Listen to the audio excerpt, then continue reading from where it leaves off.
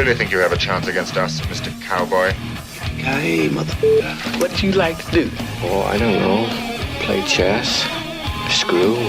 Well, let's play chess. They give off to Jonathan Taylor. Jump cutting his way. Close to the goal line. He's in there. Touchdown. I-N-D-Y. Jonathan Taylor. Wheeler finds Quan from the logo. Here's Halliburton into the front court. Mishandled it, but gets a shot. Hits it. Hits it. John, I have never been better to be on the air with you here in Indianapolis, a place where so many of my dreams have come true. The Ride with JMV on 93.5 and 107.5. The Fan.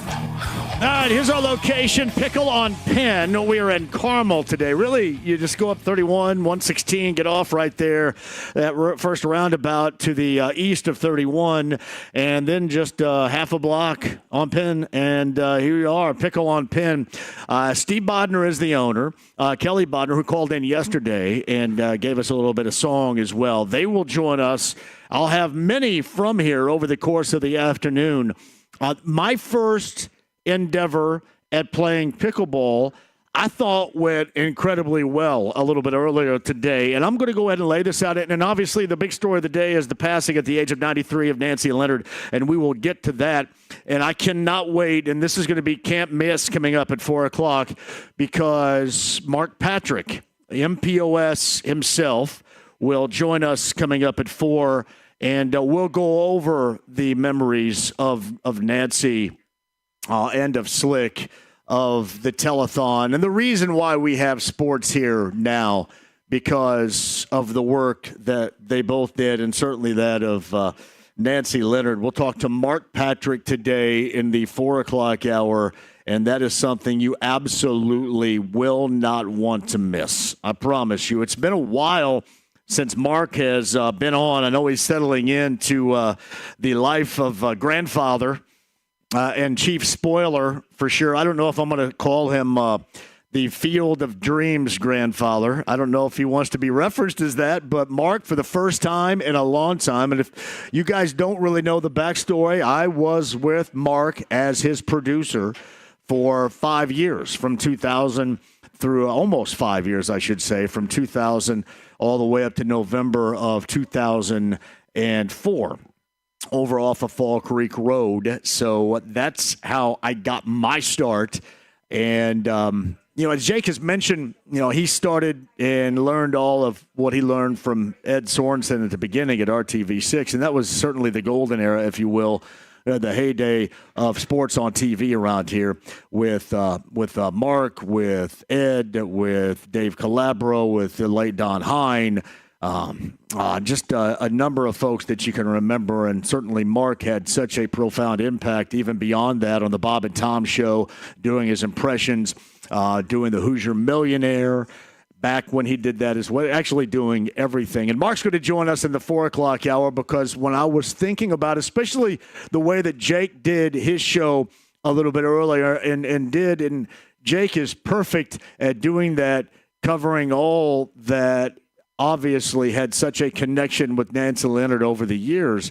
And I thought, all right, so not to do what Jake did for those 3 hours, but how can you kind of freshen up the approach? And I immediately thought of Mark, and then I don't know if we're going to get a hold of him or not, but I had a conversation with Reb Porter going back to the summertime. He actually called in the show. And I was going to continue to effort maybe to get Reb on here as well, the longtime in-arena announcer for the Pacers, the architect of Tua. I would love to, and I know that Reb listens, and if Reb, you're listening and you want to call in a little bit earlier, please do not hesitate and do just that. But we will discuss the impact, even more so than what we all know, of Nancy Leonard to obviously the sports landscape or just the landscape in general here in central Indiana, in Indianapolis, and in the state of Indiana. And Mark Patrick's going to help us do that coming up here in the 4 o'clock hour. That is absolutely can't miss with Mark on the show.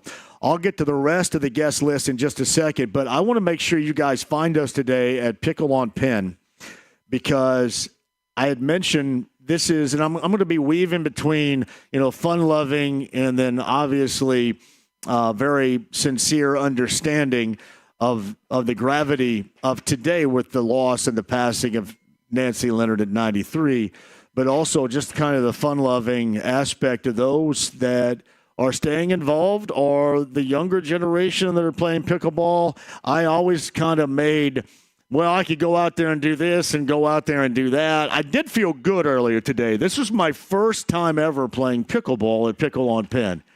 And I actually sent out on both X and on Facebook my first shot in pickleball. It was doubles. The one thing, as I mentioned to Jake, that I really had to get used to was the rules of it. And I always felt like I was in the wrong spot. And that's the only awkward thing about it. Like I play basketball all the time, and, there's no problem in, do I get in the wrong spot? Yeah, because if I'm half-assing it, I do. But, sometimes I guess I am in the wrong spot there. But you know what I mean? I understand on the floor where I need to be, where you have to be, etc. But here with the rules and the kitchen and on the serve and the scoring, that takes a little bit of time. And it did remind me of when I first started playing tennis, and you kind of had to learn the scoring of that and the rules of that too. But it was outstanding, and I had a blast. I played for about an hour a little bit earlier. I will remind you that if you want to come and play for free while I'm here, you absolutely can. This is an incredible venue that Steve and Kelly and the gang have put together here at Pickle on Pin. And not only do they have that, but they have an outstanding restaurant and bar upstairs called, honestly, The Kitchen. Makes a lot of sense, right? Because you have the kitchen area on the pickleball court. But The Kitchen, where we're going to have cocktails, we're going to have beers, and we're going to have food at Daniel's Vineyard.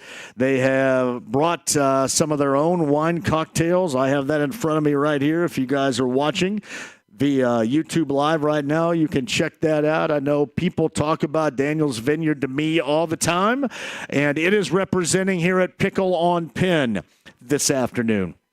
And that's where we're going to be. And in fact, if you guys come, and if it's toward the end of the show and you guys want to play me, I can go out there and play again as well because I still have my gear out there. But I had a great time.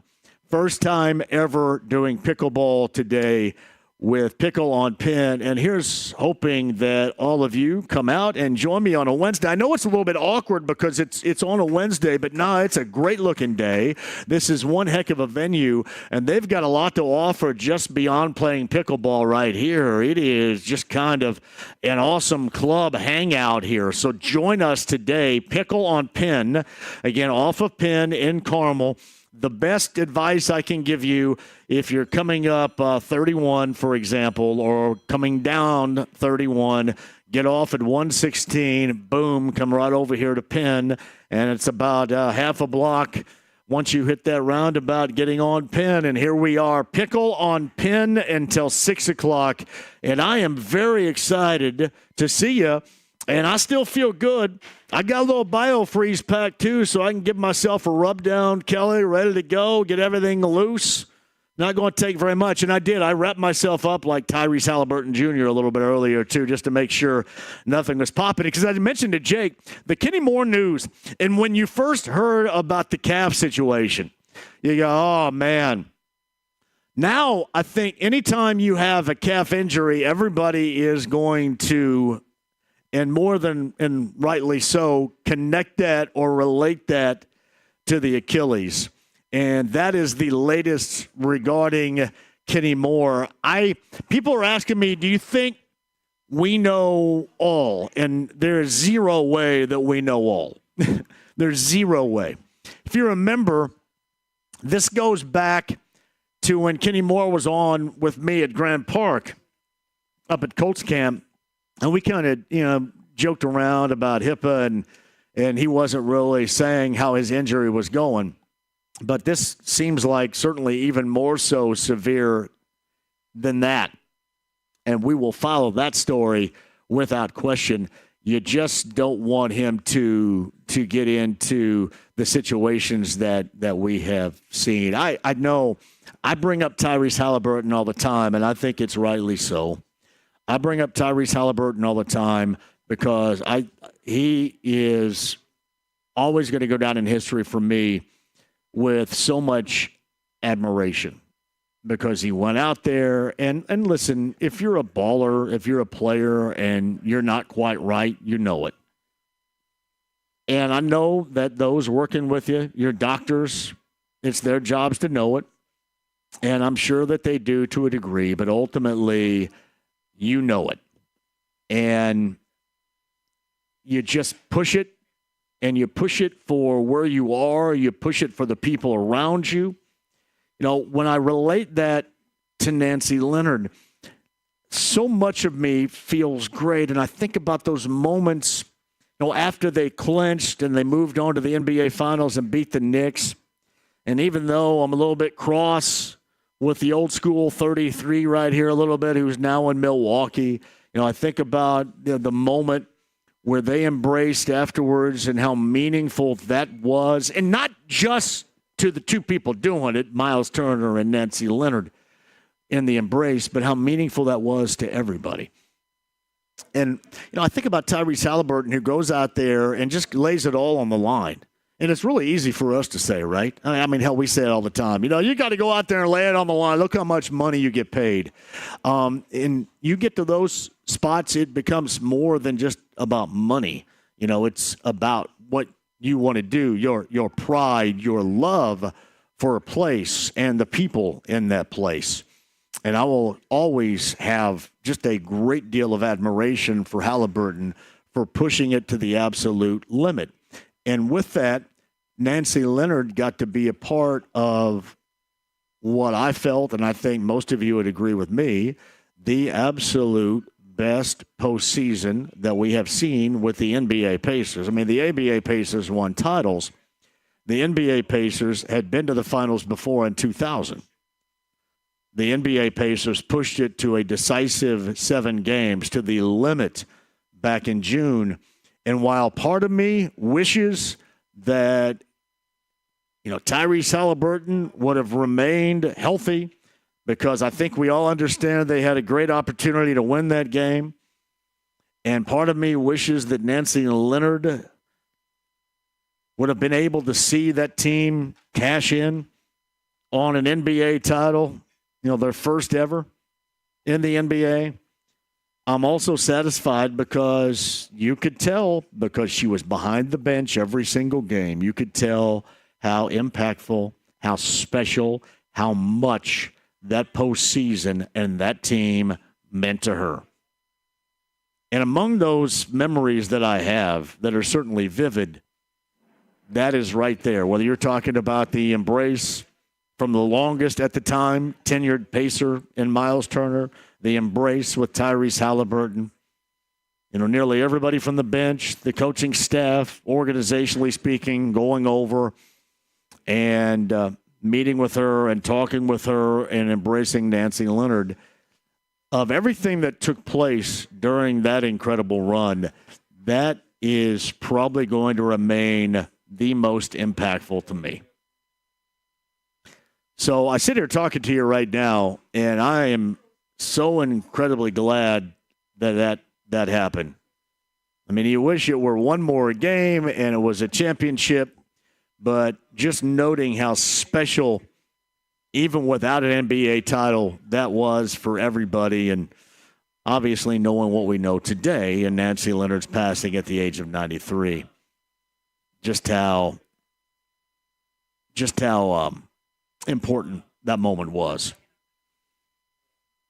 And we'll certainly get to all that coming up over the course of the afternoon, and certainly those that can speak a lot better than I regarding that, and one being Mark Patrick, coming up here in the 4 o'clock hour for you. Now, away from it, too, Colts on the road in Southern California. That's coming up on Sunday afternoon at 4:05. I believe I'll get you started round about 1 o'clock or so in the afternoon on the Colts pregame huddle. Me and Bill and Casey Valier and Rick Venturi coming up on Sunday afternoon. But we'll talk about the latest with the Rams. And a friend of the show, Nate Atkins, worked so many years covering the Colts for the Star, is now covering the Rams out in Southern California for the Athletic, and Nate's going to join us. That is coming up at the bottom of the 3 o'clock hour. Jason Logan is back from Covers.com. That is in the 4 o'clock hour. A little bit later on in the 4 o'clock hour with that. And then in the 5 o'clock hour, I think we're going to get Lance McAllister from the big one on in the 5. We'll see how long he can go. And, of course, yeah, you watch the Reds and the Cubs both did to me what normally the Reds and the Cubs will do. Just led us all back as Reds fans to the slep rock attitude of going down a game. I don't even know where to begin on that. It doesn't seem, again, as magnified as it did last night as I was watching it going, yeah, there's the same old, same old. So what happened was the Reds lose at home to the Pirates. They get Paul Skeens later on this evening, and the Cubs lose at home after having a 6-run lead, or at least a 5-run lead, to the Mets, and the Mets go up for that final wild card. Just what I think you would expect. We'll talk to Lance about that coming up a little bit later on. And maybe Pat Boylan, the Fever last night, a loser on the road in game number 2. Now, they did their business. They did what was expected, what you wanted out of them. I just wish that they would have had a better performance last night than what they did. Really a lot of what they accomplished in game number 1, the Aces took completely off the table in game number 2, which I think you would also expect that more than to a degree. We'll talk about that, hopefully, with Pat Boylan when he gets off a flight coming up here in the 5 o'clock hour. But Pickle on Penn, that is our location off of Penn in Carmel. We've got a lot of folks that are going to join us. And if you want to play me a little bit later on, I got my gear. I am good to go. I am officially a pickleball player as of about 1 o'clock this afternoon and feeling good about it. I know Steve Bodner is the owner. He's going to join us coming up in just a second. Steve, go ahead and come over here.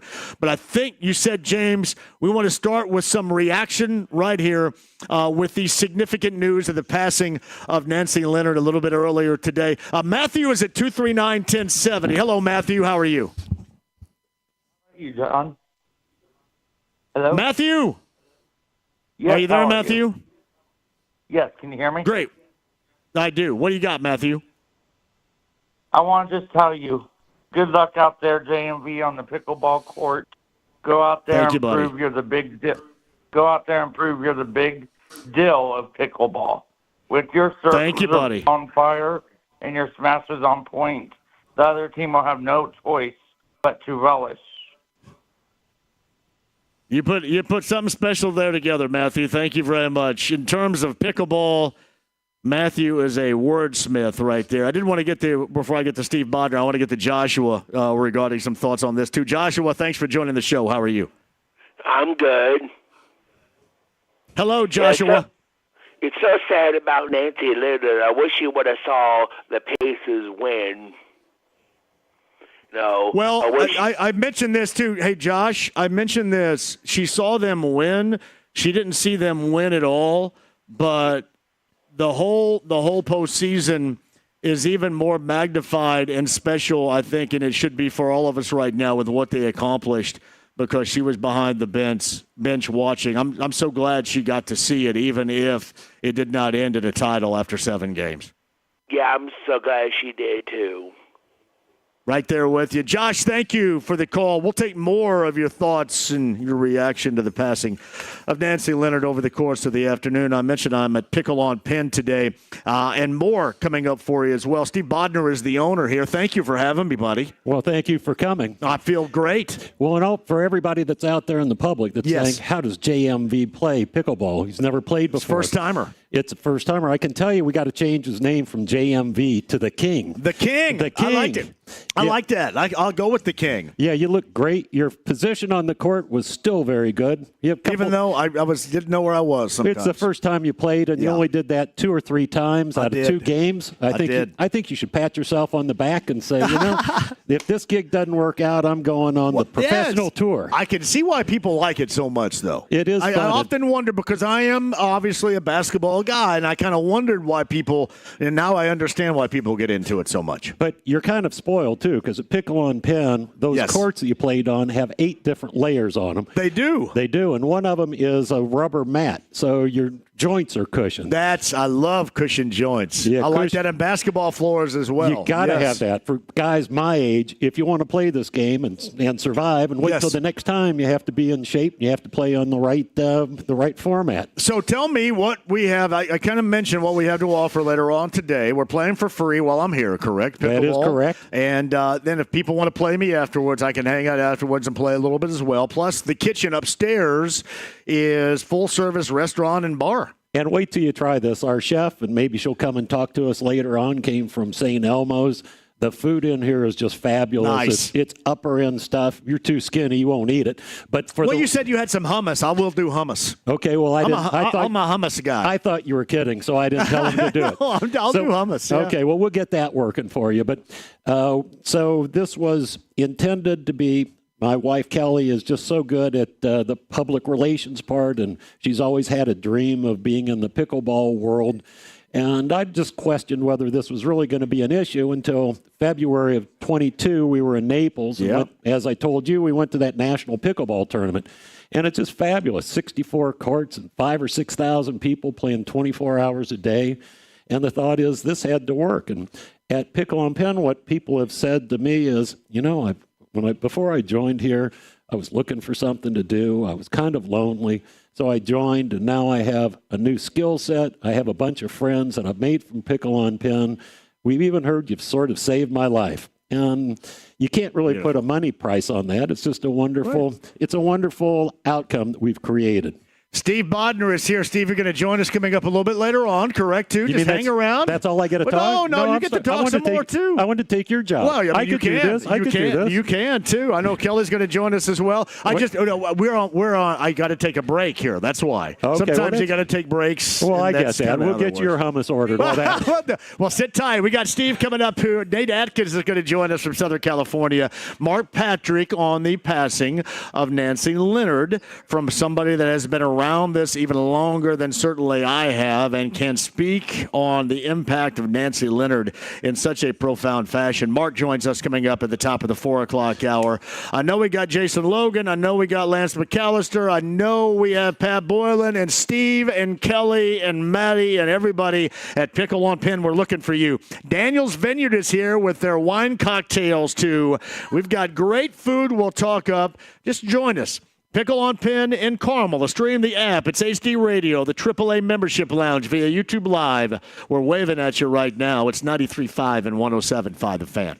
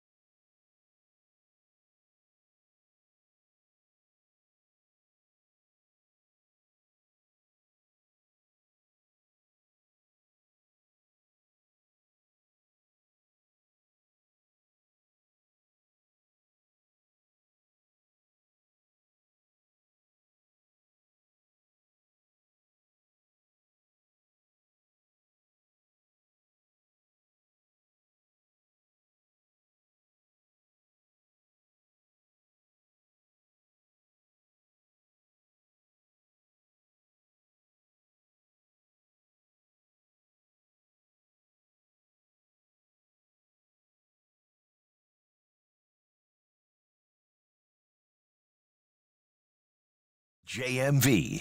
Ahoy, Ploy. 93.5 and 107.5. The Fan. Thank you for joining us. Let me go ahead and get that out. Pickle on Pins, our location. Carmel. Again, 116, if you're going northbound on 116, you go east. A block to Penn.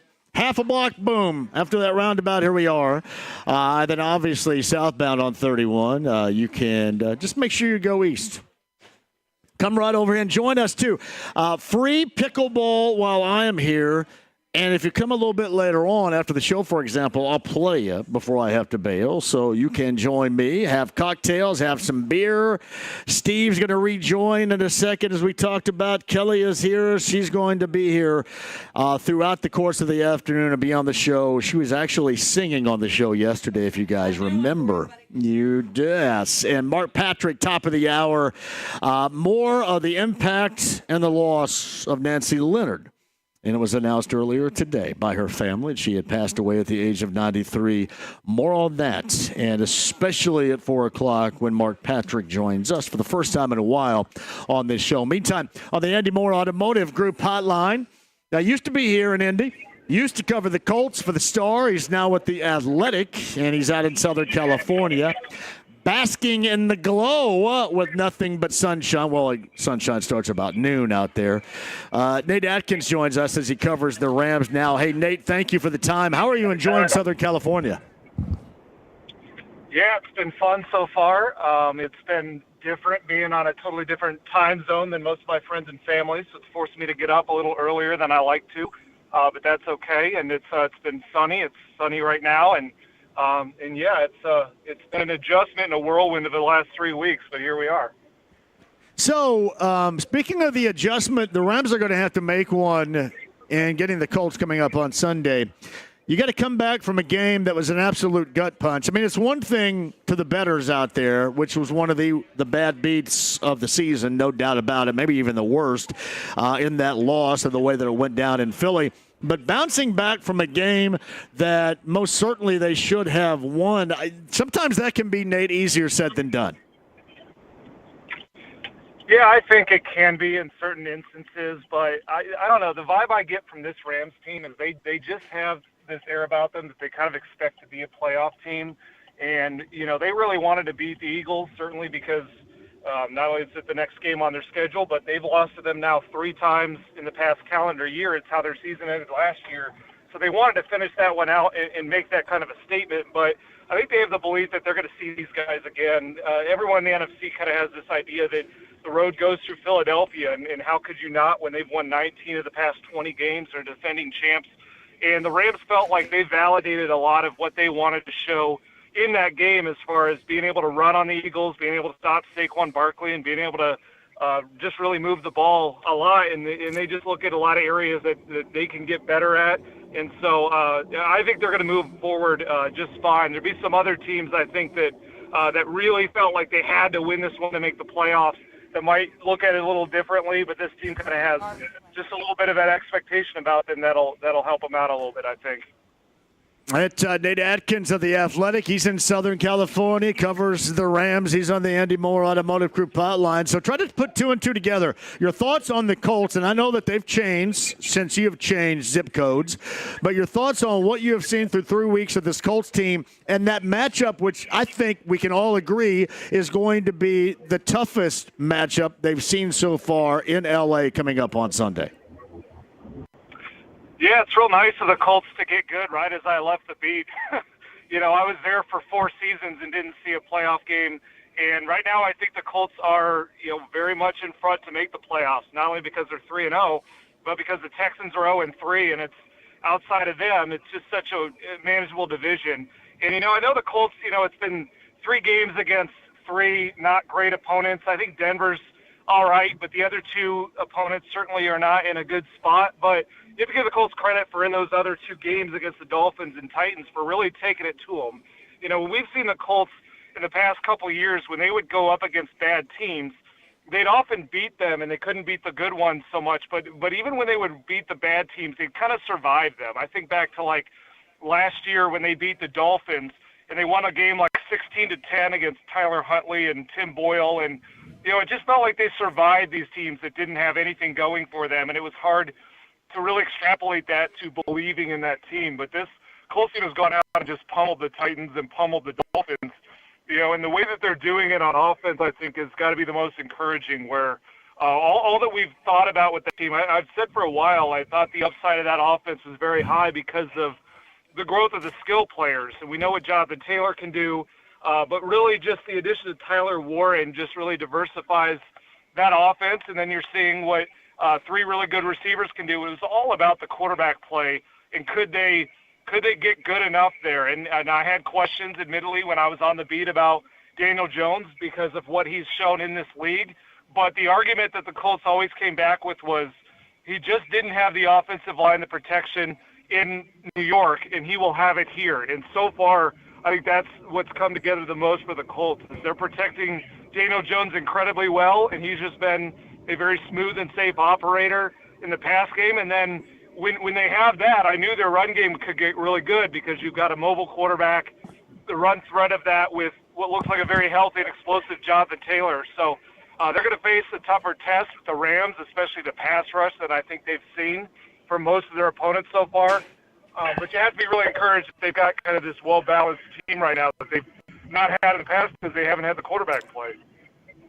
It's Nate Atkins covers the Rams for The Athletic. It is the Colts of the Rams coming up on Sunday afternoon, 4:05.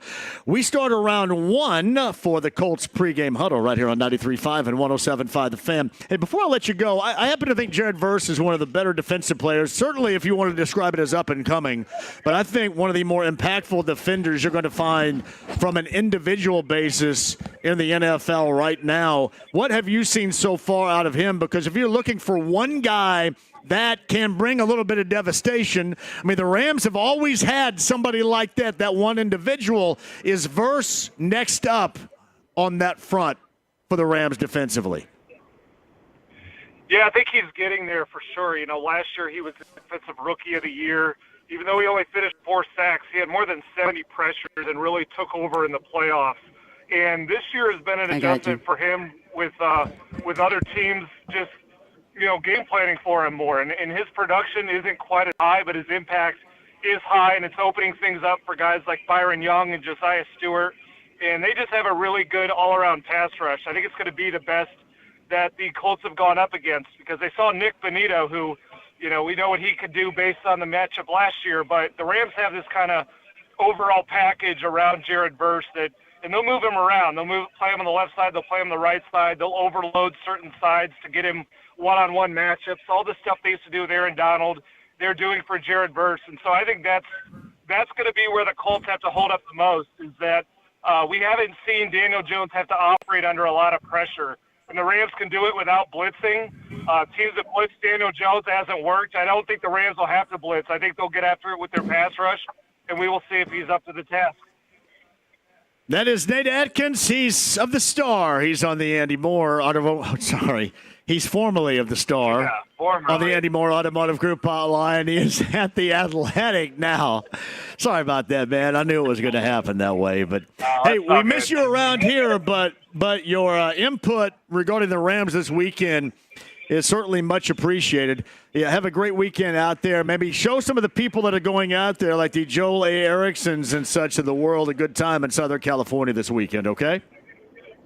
For sure. Miss you guys. Good to catch up again, and excited to see some people I used to see every day that now I miss a little bit more, and excited to see what the Colts team can do, too. They look like a pretty fun group.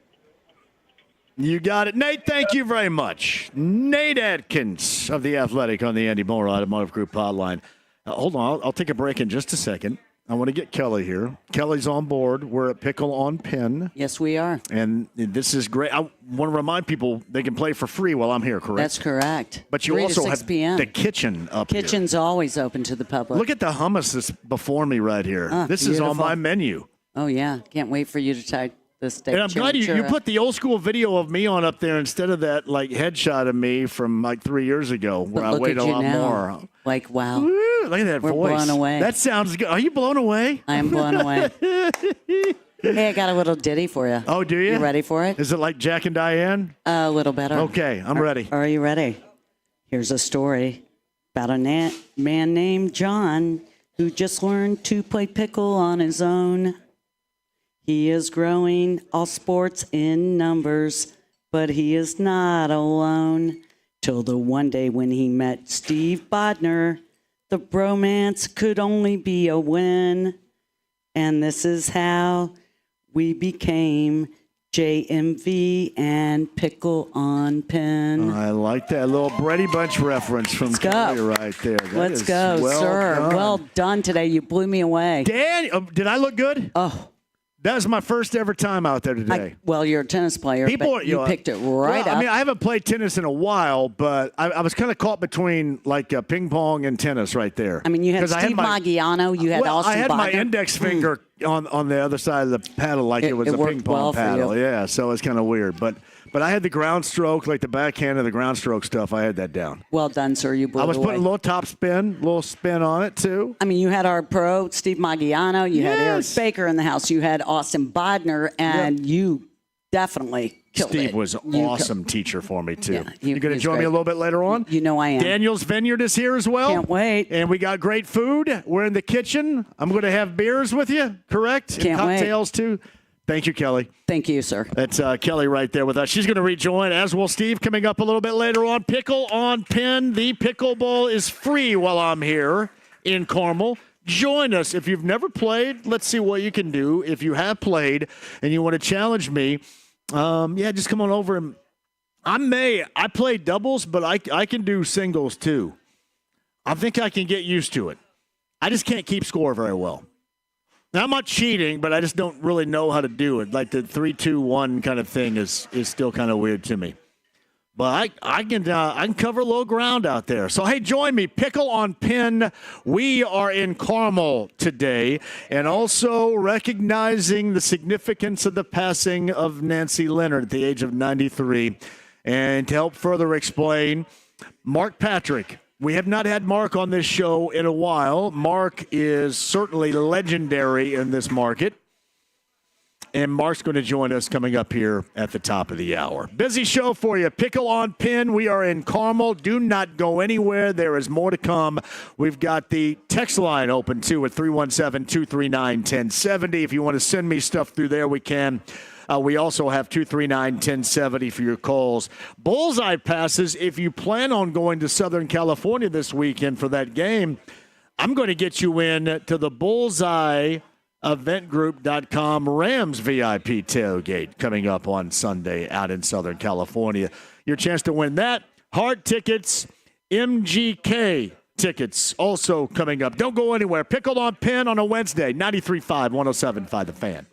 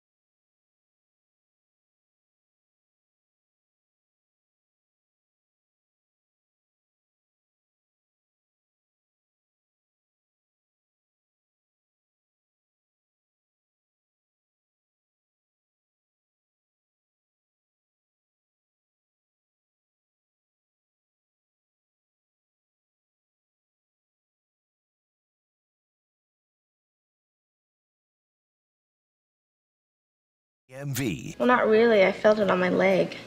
Come on, I don't want to see it. 93.5 and 107.5. The Fan.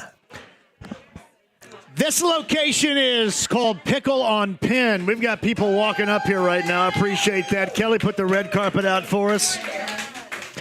I'm John. That's Steve if you're watching on the AAA Membership Lounge via YouTube Live. I've got tickets to give away a little bit later on. We've got some incredibly talented folks playing pickleball right now.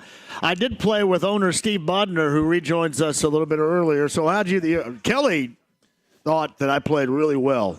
You look like a stud. Do I look like a stud? Yeah, I was ready to give you the winner's trophy. Is there a T-shirt that says "looks like a stud"? Because I would wear it. We could probably get that for you. I would definitely wear it. So it might be in small print, though. Sorry, dude. It is playing for free right now, but I want to remind people I'm a hummus guy. I've become a hummus guy in the last year. The hummus is outstanding right here. I never eat carrots, but covered in hummus, I'll do it. Well, that's why you've lost 80 pounds. You look great. Thank you very much. Change your life. So remind people if they want to come by our location here in Carmel to play for free while I'm here. We'd love to have that. Yeah, we want to expose pickleball to people that haven't played it. We have a beautiful facility, and it's one of the fastest growing sports in the United States. Yeah. Like you, a lot of people haven't played it. We have a facility that we can introduce the game to. We got people coming down. I saw Colleen a little bit earlier. I see Colleen out all the time. She comes here often, and the kitchen is our location. We are upstairs, full-service kitchen. Daniel's Vineyard is here as well. We're drinking and Danny cocktails. Danny and Kim Cook, they're just wonderful people from Daniel's Vineyard. They should be applauded. They're just really... Are they here somewhere? They are not. They're out of the country, or they're traveling like they always do. They really? Okay. I hear great things about that place. Oh, that place is phenomenal. They have the venue. They're getting a little hard time for some of the outdoor shows that they can have, which is probably unfair. Can they crank the music up again? Or I think they can, can't they? Did they go through a time where they couldn't crank it? They did, but I don't know if they can do it now or not. I hope they can. I think they deserve allowed it. To. All right. I think you're allowed to crank it all over. Yeah. You can't. Thank you. That was my wife for anyone that was here in the... We love Kelly. Kelly is right here. And I told people that I'll play them in pickleball when I'm done here if you want. They better be scared, though. They think you're an easy mark. Did you like my backhand? I did like your backhand. I put a little English on it. The thing I didn't like, though, is we played with my son, who's the college athlete, but you went to the weak link. You kept hitting it to me. I kept hitting it right at you. You hit it right to me. Right at you with sometimes a little top spin forehand. And you had a little cut shot, too, on your backhand. I did. Yeah, a couple of times, though, I got underneath it a little bit and hit it back to the garage door, so that's problematic. But like I told you, all shots are good to somebody. It is, no doubt about that. What are your regular hours just beyond today as well, Steve? Oh, it's from 8 to 10 o'clock at night. 8 until 10 o'clock at night? That's what I said. 8 a.m. to 10 p.m. Yes. But on normal days, this is a country club for pickleball. The restaurant is open to the public every day except Monday, which we're closed. I hear people come here just to eat and have cocktails and such. And I hope they do. People are having lunch, watching us play a little bit earlier today. Well, who wouldn't want to look out here over these plate glass windows to stare at all the action? Well, I mean, I will say this for this play. There's a lot of ladies in the place here. Well, it's a wonderful thing. The dudes out there, as Kelly mentioned, that we have a heavy dude audience right here. The dude audience would dig this, Kelly, wouldn't they? Yeah, but they'd rather be looking at the ladies. That's what I said. I mean, the dude, looking down, and there's nothing wrong with that. And we have some faithful people that belong here that play every day. Right. And it's just happy to see the smiles on the face, just like when you were playing. It wasn't really a grimace. It was a smile. It was a smile. I was all wrapped up the Achilles, nice and warm and everything, too. That's what I was wearing. I was hoping you were staying on your feet. I didn't want to have to carry you off today. You were a stud, champion. I love the stud and champion. All right, Steve, rejoin you just a little bit, right? Kelly's going to rejoin a little bit. Let's take a break and come back. Hey, don't miss this. We're going to, again, recognize the impact of Nancy Leonard, her passing earlier today, and Mark Patrick. Mark has not been on the show in a long time. Mark's going to join us coming up here in less than 10 minutes. Win Schuler Spreadability. It's back for the football season 2025. Original sharp cheddar, bacon and cheddar, and jalapeno pepper. Win-Schuler spreadability. When you find it out there, make sure you tell us so we can send people to get it. I know the Meyer locations have it. Gordon Food Services have it. The spreadability of Win-Schuler spreadable cheeses back for 2025. Find it in your favorite grocer's refrigerator. Mark Patrick's going to join us on the other side. It's 93.5, 107.5 The Fan.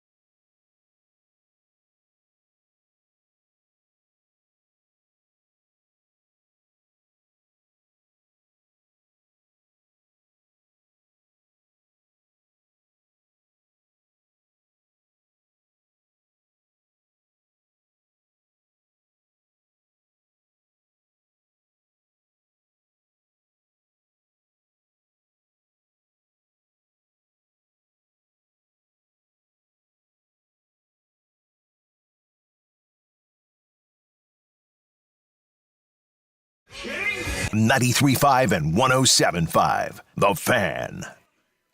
Dab's the on-site engineer. James back at the studio. Tomorrow, Larceny Bourbon Locks, Luna Azul Tequila Shots, the legendary Slippery Noodle downtown. Me, Brett Halverson, join us. The legendary in itself, to South Meridian location of Behringer's Tavern on Friday. That's a Bud Light Blue Friday with Raiders Colts tickets to give away. So today we're at Pickle on Penn, where pickleball is free while I'm here. And I will tell you, I played for the first time today, felt good about doing it. And I will play you if you get here at the end of the show a little bit later on and be glad to do it. It was absolutely outstanding. You'll love the venue upstairs in the kitchen here in Carmel. Full-service bar and restaurant, The Kitchen. Join us and play free at Pickle on Penn while I'm here. In the meantime, on the Andy Moore Automotive Group hotline, we recognize the significance in the passing earlier today, as it was announced by the Leonard family, of Nancy Leonard at the age of 93. And joining us for the first time in a while, the legendary MPOS, the big chair, the grandfather, and I want to say the grandfather of Field of Dreams. I don't know if you'll appreciate that right now. Mark Patrick joins us now. Mark, thank you this afternoon for being a part of the show. How you doing? JMV. I used to work with a guy named JMV. Any did. relation? I think we grew up together. But I shed a little bit of the former JMV weight in a much better spot here at the age of 55 than I used to be. Well, the great thing is that they had to pay you for you to figure it out. Did they? Hey, Mark, I know you'll appreciate this. I swear to you, I walked in there on day number 1 a year ago in June and said, quote, I'll do this, but I don't think I need to lose any weight. 80 pounds later, evidently I did. 80? Wow. I've lost 80. Yeah, it is. I had no idea how fat I was, I guess. So until that, it has come full circle. Yeah, I wear the same that I did in 1984. Wow. I didn't know you then, but I'll take your word for it. Yes, thank you. Mark Patrick and MPOS. I talked to the kid a little bit earlier today. He's working, and we see Field of Dreams making stride after stride, it seems, on a monthly basis. Were you checking out the accounting or what? No, that's what I hear, yeah. That's what I hear. Hey, was this your idea with the under the baseball player thing on the bottle cap there? No, that wasn't yours. What was your idea? Any of it? I don't know. I mean, there are things, but I am a noted alcohol aficionado, JMV. So I say this all the time. And I don't know if this is still the case or not. Somebody said, did Mark drink? And I said, he once upon a time told me when Ball State played in the 90 NCAA tournament, you had, quote, a shot of beer. And Bob that was it. Bob Cavoyan gave me a shot of beer when they won and made the Sweet 16, and that's the only drink I've had in my life. Now, you've never had Field of Dreams? No. I've purchased several bottles to give to people, but right. No, I've never had a drink. I'll have to before I die, I think, but I don't. Well, would you mind? Well, and I fully expect you to live forever, to be honest with you. But would you mind when you have that first drink? Can I be in the room? Can I be there? Would you mind? Yeah, as many bar gigs as you're doing, it would seem like a natural fit. It does. It is a very natural fit. And I remember the places you used to go. I bring up Chalkies all the time. Chalkies. Remember Chalkies in Castleton? It was that non-smoking venue, and I think that's the only reason why you went, because it was non-smoking. That's the only reason why I would go, yeah. Yeah, it was some good stuff back then. Hey, the other thing I wanted to get at, and I sent you a text a little bit earlier today, I thought that you would have some really good input on the influence and the impact that Nancy Leonard had on this city in sports, since you were a part of this for so many years at the highest of levels. What did Nancy Leonard mean to you in terms of where Indianapolis is in sports today, Mark? Well, honestly, it strikes me that it's so strange to me, having lived through it, that it took probably 40, 45 years before people recognized what she did. You know, I mean, she came from an era where, women were really a second banana. They were brought up to be the supporter of their husband. And there was no greater supporter of Slick, as everybody knows, than Nancy. But, the old cliche about behind every successful man, there's a successful woman, and she was amazing. And she just had, I think if she had been born 50 years later, I think we would be looking at the CEO of Lilly or some giant corporation, because she was that smart. A lot of people didn't know that she was she used to tell me stories about teaching school in Kokomo, and, because that's kind of what females were expected to do at the time. That was one of the professions. She met Slick at IU, and they were never apart after that. But she was amazing, and all the things we see in Indianapolis now. By the way, this last week has been phenomenal to be a Hoosier. Just watching all the Colts and IU and the Fever and all the things that go on in the city. But honestly, I don't think any of it is there if that telethon doesn't save the Pacers in '77. And, from all accounts, Nancy was the driving force behind that. She came up with the idea for it. And it was, it made that whole thing might be the most Hoosier event ever, because there was nothing hokier. I mean, we had 4 channels, and only 3 if you lived on the north side of Indianapolis. But, we would get 4. We got Channel 4 pretty fuzzy out there in the Berg. And I can remember, I think it was the 4th of July weekend after my senior year of high school. I hadn't even gone to Ball State yet. And I think people were glued to that thing. And it was an amazing deal. They needed to sell 8,000 season tickets. I can remember Nancy coming on there and saying, "We've sold 8,028, and it was everybody. Oh, it was crazy. And it wasn't like a telethon where it was a pre-done deal where, okay, I'm sure you've been part of telethons where they go, yeah, we're going to raise 1.2 million this year. And you go, how do you know that number? And they do. But then they had to get to this 8,000 season tickets thing. And Nancy came up with the idea of the telethon. And was it hokey? Yes. Was it one of those things that people outside Indianapolis look at and say, oh, that is so hick? Yes. Was it one of the greatest things in the history of Indianapolis? It made Indianapolis. Because without that, without the Pacers, the Colts don't come here. Downtown doesn't get developed to the extent it did. And we certainly don't become, the amateur sports capital of the world either, because so many people that were involved with getting sports going then in the late 70s and 80s and 90s, brought all these organizations into town as well. started the sports corporation.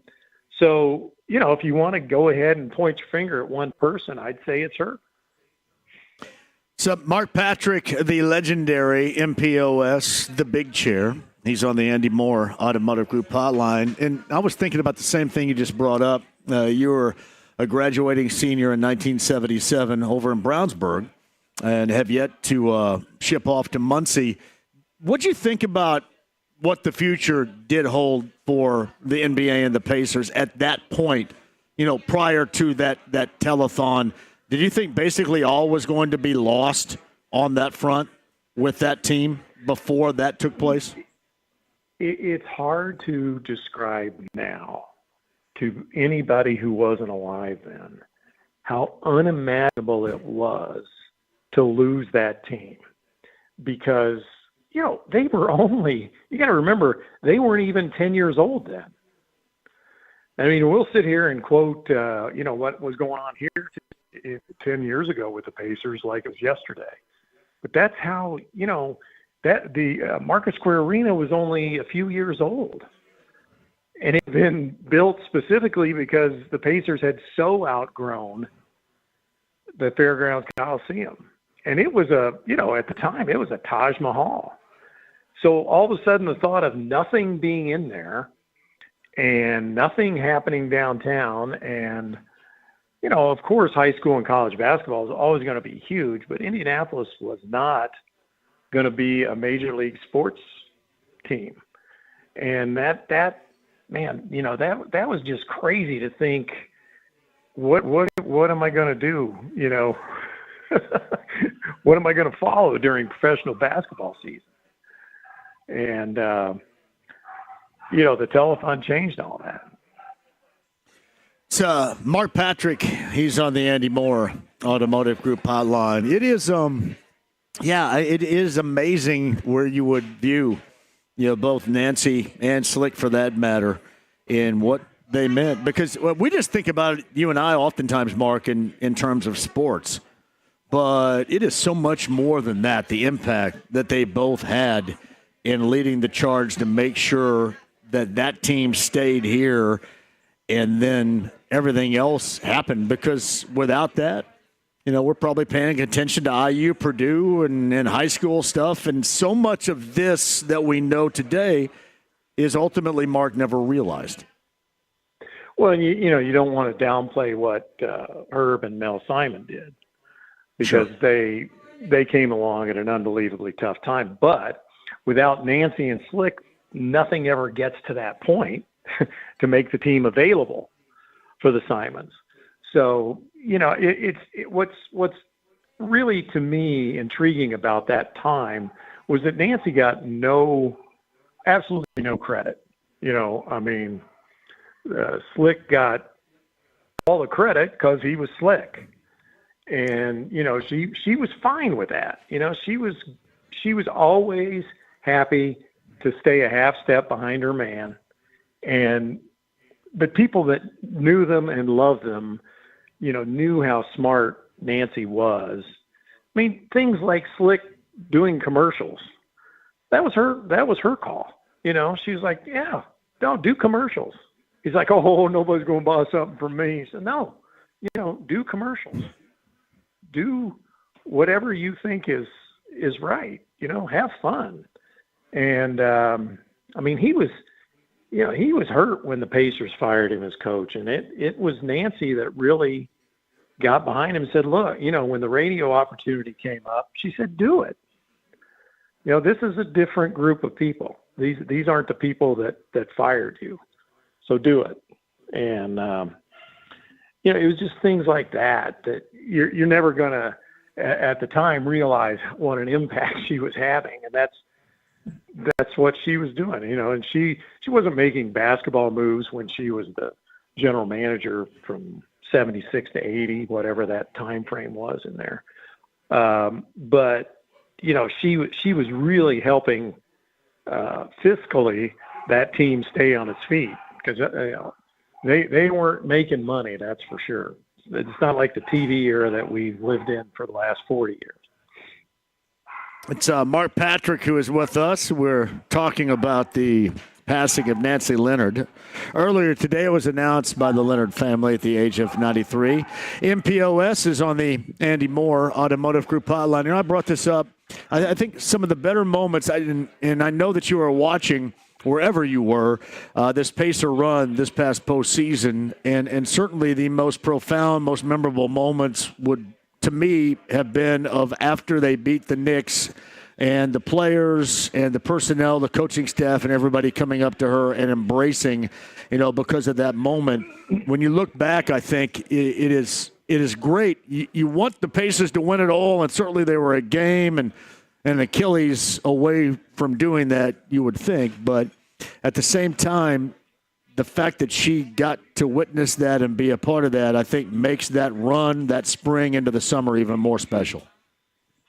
Well, and I think that also plays to the point of what I said earlier about it took that long for people to realize what she meant.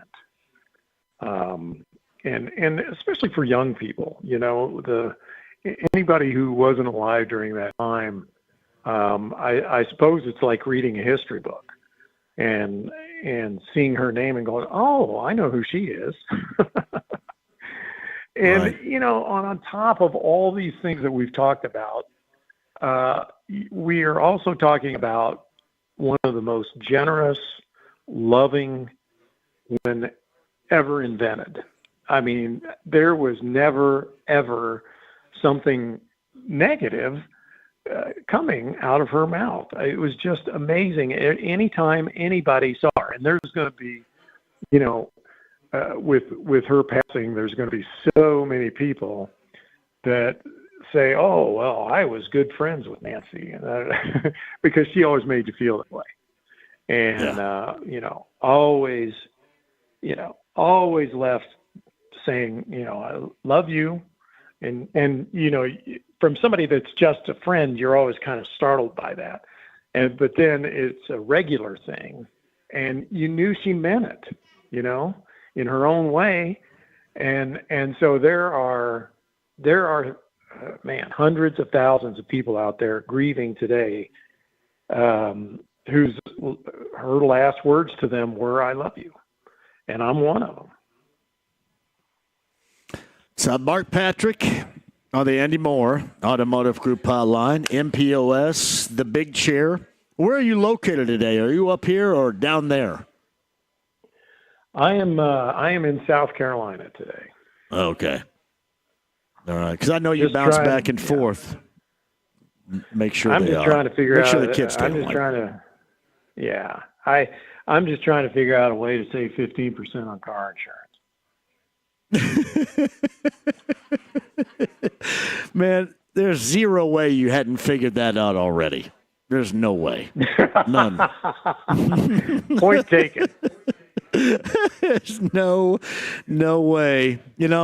I love it because I see Drew often, talk to Drew often, especially he and Tuck.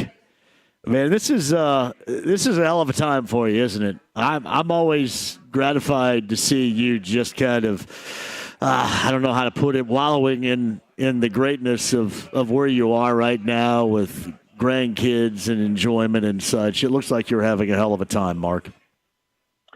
I just did the math, and if I add up all three weights from Drew's kids, they still don't equal the 80 pounds you've lost. Yeah, no doubt. But you wait till is Drew going to coach him up, or you offer any coaching, or are you the pat on the back grandfather? That's that's a very difficult thing. Yes. And so I if I'm asked, I'll help.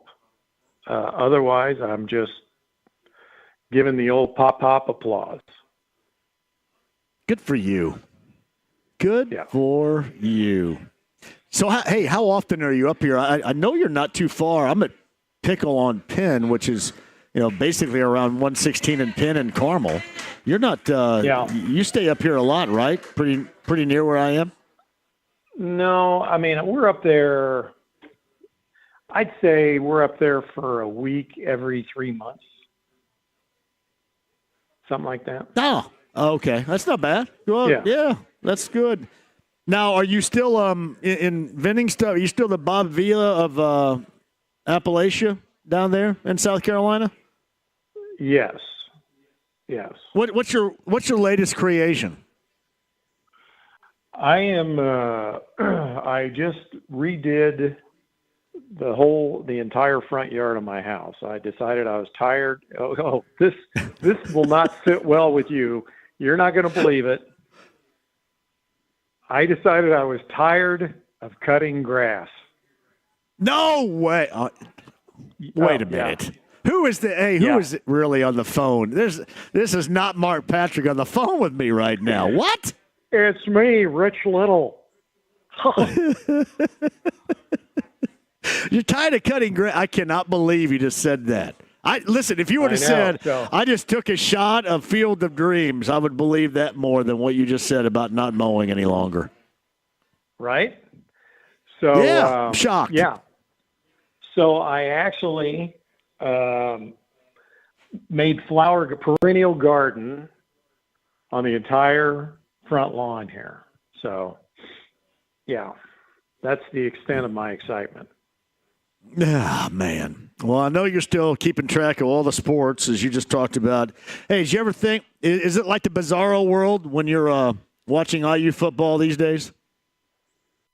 You know, it is so out of this world that I can't even comprehend it.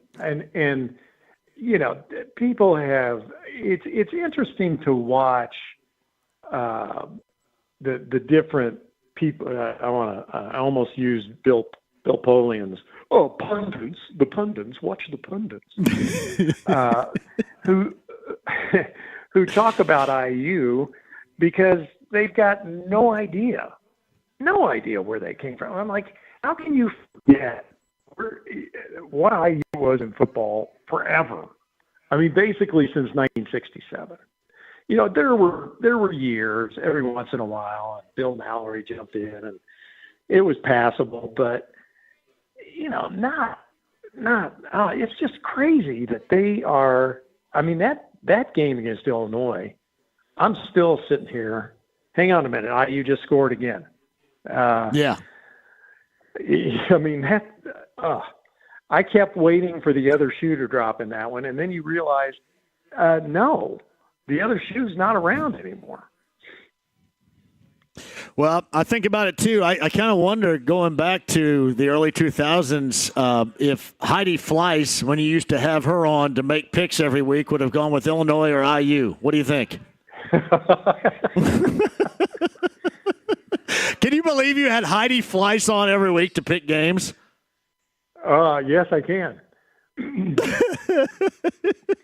you remember? Here's one of the greatest stories ever. The original idea for picking games, and this was for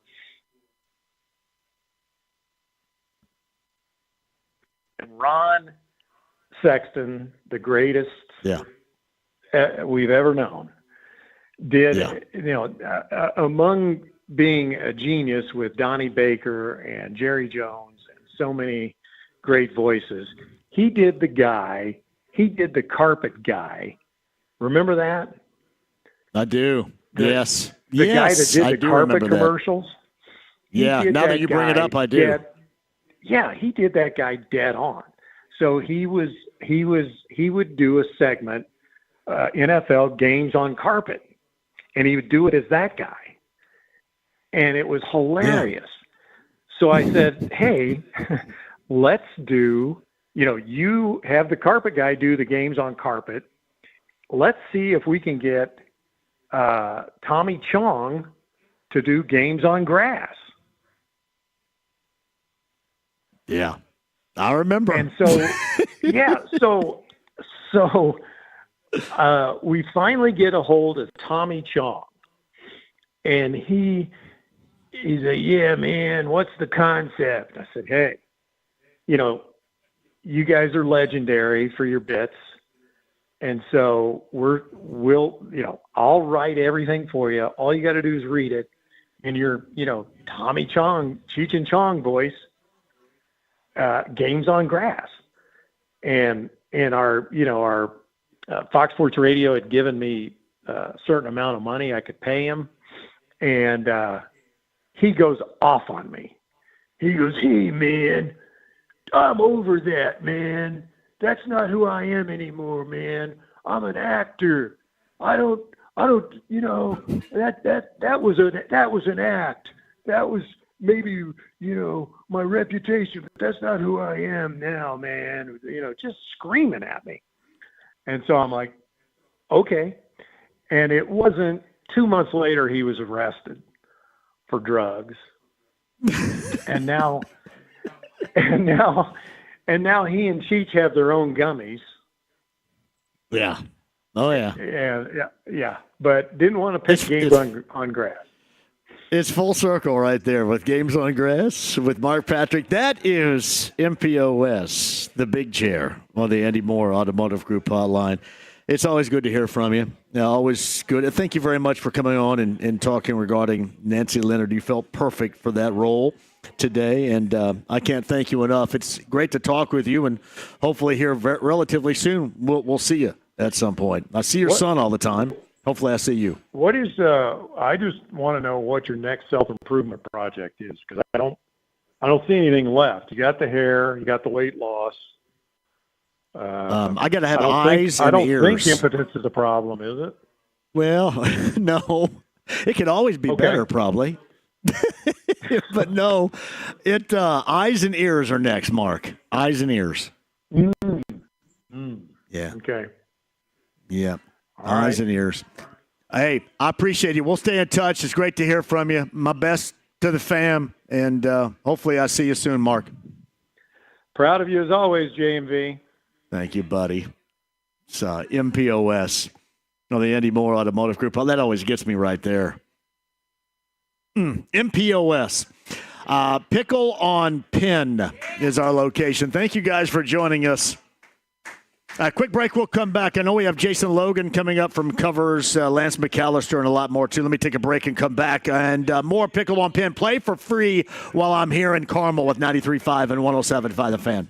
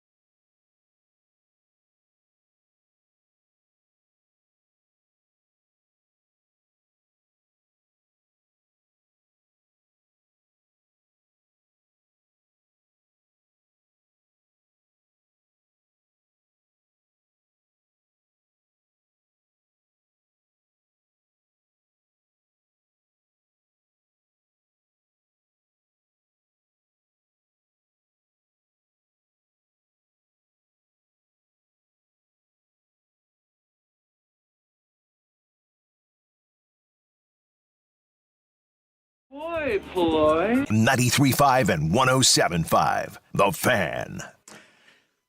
Man, I enjoyed having Mark Patrick on. The passing of Nancy Leonard. From MPOS's perspective a little bit earlier, Nate Atkins of The Athletic covers the Rams in Southern California. I think Lance McAllister and Pat Boylan, Fever loser, even best of 5, the semifinals of the WNBA postseason. And Game 3 is back at the Fieldhouse coming up. That is on Friday. Pat Boylan, hopefully before the end of this show. If not, we'll talk it up. We are at Pickle on Penn, everybody. That is our location where you play for free, and you can play against me at the end of the show. I'm telling you, cocktails, beer, Daniel's Vineyard, great food, and more. We're in the kitchen. Pickle on Penn. Thank you all for being a part of this show. And if you're out and about in and around Carmel, the north side of Indy, we would love to see you. And believe me, I played pickleball for the first time today, and I can do it. I feel as if I can do it. It's fun. Yeah, join, and you can play me a little bit later on before I get out of here as well. So join me, Pickle on Penn. We are in Carmel on this Wednesday. Meantime, on the Andy Moore Automotive Group hotline, got a busy weekend of both college and NFL to talk about. Covers.com, he is back. Jason Logan is with us. So I think the focus is going to be on the Colts and the Rams. The Colts are 3-0. The Rams, Jason, are coming off a massively disappointing loss on the final play of the game in Philadelphia to the defending Super Bowl champion Eagles.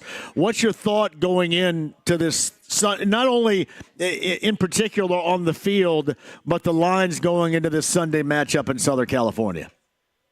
Yeah, this is a really interesting matchup because we are starting to see the betting markets buying into what the Colts are doing. Not only are the Colts one of the handful of 3-0 teams, but they're the only 3-0 ATS team because of the surprising results to start the season. And what we're seeing, at least from the point spread perspective, is this line, which was as big as 6.5 before the season started, and the Colts went on that tear to start the season. This one opened at 3.5. It stayed at 3.5 with that half-point hook holding on to the field goal. So right now, Colts plus 3.5 at LA. And then the total is another thing that we're seeing too.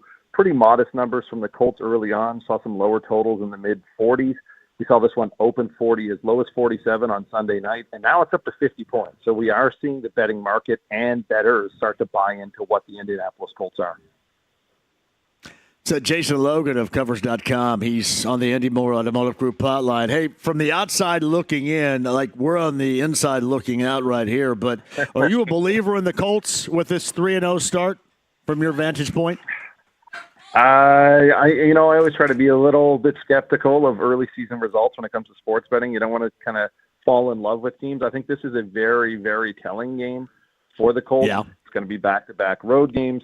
They're facing their toughest challenge in terms of a quarterback. I mean, you look at the other quarterbacks that they've played so far, not great. Matt Stafford is a big step up in competition. And, I mean, Sean McVay is also a fantastic coach, and he's going to give the Rams the edge on that sideline 9 times out of 10. So this is a very, very telling game. And I think, too, because the Rams played, I'll say, a playbook that had hints of Shane Steichen last week because he is the architect of that Eagles offense from, a few seasons back. The Colts right there with Philly in the way that they want to handle business. They want to establish the run and then feed off of that. And while Philly goes with like the RPO, we're seeing a ton of play action from the Colts right now. So if they can establish the run early on, they keep you guessing with the play action passing. And I think that's a big reason why Daniel Jones has had this success because teams really don't know what's coming. So this is a step up in QB competition. It is a step up in defense as well, too. The Rams, despite what happened at the end of that Eagles game, still one of the better defenses rating out right now in the NFL. Hey, Jason Logan of Covers.com is on the Andy Moore Automotive Group hotline. I thought I would ask you this, too.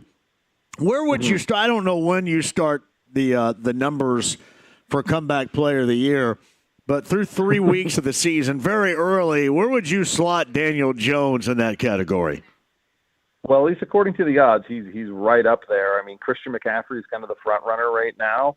But Daniel Jones is tied as the second overall favorite next to Dak Prescott. And they're paying about plus 425 to win Comeback Player of the Year. And we were talking about that a little earlier today on our podcast, the Sharp 600, and we were saying that, what constitutes player of the year? Comeback player of the year. Do they have to be, injured and then coming back, or do they just kind of have to fall off the face of the earth like Daniel Jones did? So I still got to see the exact requirements for comeback player of the year, but he's right into the mix there through 3 weeks of football. Jonathan Taylor is not comeback, but probably in the running for a player of the year nod and so on and so forth. So you're putting a lot of impact, both good or bad, on the Colts and who they really are from this game. And when you compare that, I guess I look at Denver as also impactful. The difference is, that's a game the Colts probably should have lost, but it was at home. This is different on the road in Southern California for this team for the second time this season, but for the first time against a really good team. This is going to be the ultimate gauge, I think, early season, right, moving forward with this team?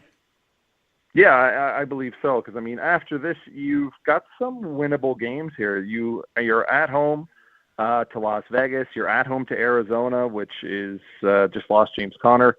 You have have to go back out to LA in Week 7 to play the Chargers, but then you've got Tennessee and you've got Pittsburgh and Atlanta, 2 teams that are underperforming right now. And then you got a bye in Week 11 to set yourself up. Now the home stretch of the season is probably going to be their biggest challenge. There's a lot of road games there. There's a few outdoor games as well too. So you take this team that is probably used to playing those indoor fast tracks and you put them outside. So there is going to be a clearer path right now to get them to that Week 11 bye, and then it gets a little tough from Week 12 to Week 18, especially if the Houston Texans can figure some stuff out. So Jason Logan of Covers.com. Hey, give me one bet at the start of the season that shocks you that it's working right now, and then one that doesn't look so good through 3 weeks of the season to this point. One bet that I made personally? Just in general. Yeah, just general odds on something that might be going haywire. And then general odds on a bet that may be going well. I'm assuming the Colts are probably at the top of that list somewhere. Yeah, let's talk about the Colts. Let's talk about their AFC South odds. They were plus 375 entering this season. They had a win total of 7.5 with the under faded to minus 115. So they were expected to kind of battle at the bottom. I think Tennessee was going to be the low bar there, but they were in a fight for second place in this division. And they were plus 375. Now they are a minus 150 odds on favorite to win the AFC South. Still a lot of football. And then their win total went from 7.5 under was faded to now it's over 10.5 wins. The over playing plus 115. So they're oddsmakers saying right now that if the Colts are on track to win this division, and they're on track to win about 10 games. Jason Logan, he's on the Andy Moore Automotive Group hotline. So that kind of dips our toes in the water for weeks and months ahead. I hope you don't mind, Jason. You okay with that? Yeah, absolutely. You have me back. I'll talk Colts. I'll talk football with you any day of the week. Hey, I am curious, though, before I let you go, what are your Pacer odds going into the start? Because we're not too far from the start of the NBA season, a little over a month away right now. What are your Pacer odds? And don't piss me off because I might get mad. Pacer, personally, I have not thought about NBA for a while, but I can give you the odds right now. And okay, it might piss you off a little bit. They're far down the board right now. So, your favorites are Oklahoma City, Cleveland's up there, Denver's up there, the Knicks, the Lakers tend to always hang around, Houston with Durant in tow. And then we got to go scrolling. Indiana Pacers plus 8,000 right now to win the NBA championship. That is way behind the Bucks. You're looking like you're in line. You're somewhere between the Bucks and the Raptors right now. So obviously the Halliburton injury has a lot to do with that. Yeah, no doubt about that. I think they're going to be competitive this season, Jason. I don't think they're going to win any championship or be at any championship level, but I think they're going to be competitive. So that style of basketball that they play, that frenetic pace that they play, and the deepness of that roster, that's going to give them a chance to win basketball games. And if you're not ready to run with the Pacers, especially early on in the season, you could see them jump out and maybe put some people on their heels. Jason, good to have you back, man. We'll do it again soon. Absolutely. You guys enjoy the weekend. Jason Logan of Covers.com of the Andy Moore Automotive Group hotline. Pickle on Pin. I did want to give Daniel's Vineyard a lot of love here, too. Kim Cook is a member of, I want to call this Pop, right? Pickle on Pin, also called Pop. And I got my feet wet for the first time in playing pickleball, and I felt really good. I'll send out some video if you guys want to watch, but I think I can do this. I think I can, like, these two guys down, I feel pretty comfortable about that right there, or then some. It felt like playing, I hadn't played tennis in a while, but it felt like playing tennis. Felt like I had my old Prince racket in my hand back in the day right there. Little backhand topspin on that thing. Nah, it was fun. Really was. Hey, join us here. You can play for free while we're here on the show. We're in the kitchen upstairs at Pickle on Pin. Join us up here. Cocktails. Daniel's Vineyard is here as well. And I'll play you if you want to come by here at the end of the show because I still have my gear. Pickle on Pin. We're in Carmel on this Wednesday. Thank you for joining us.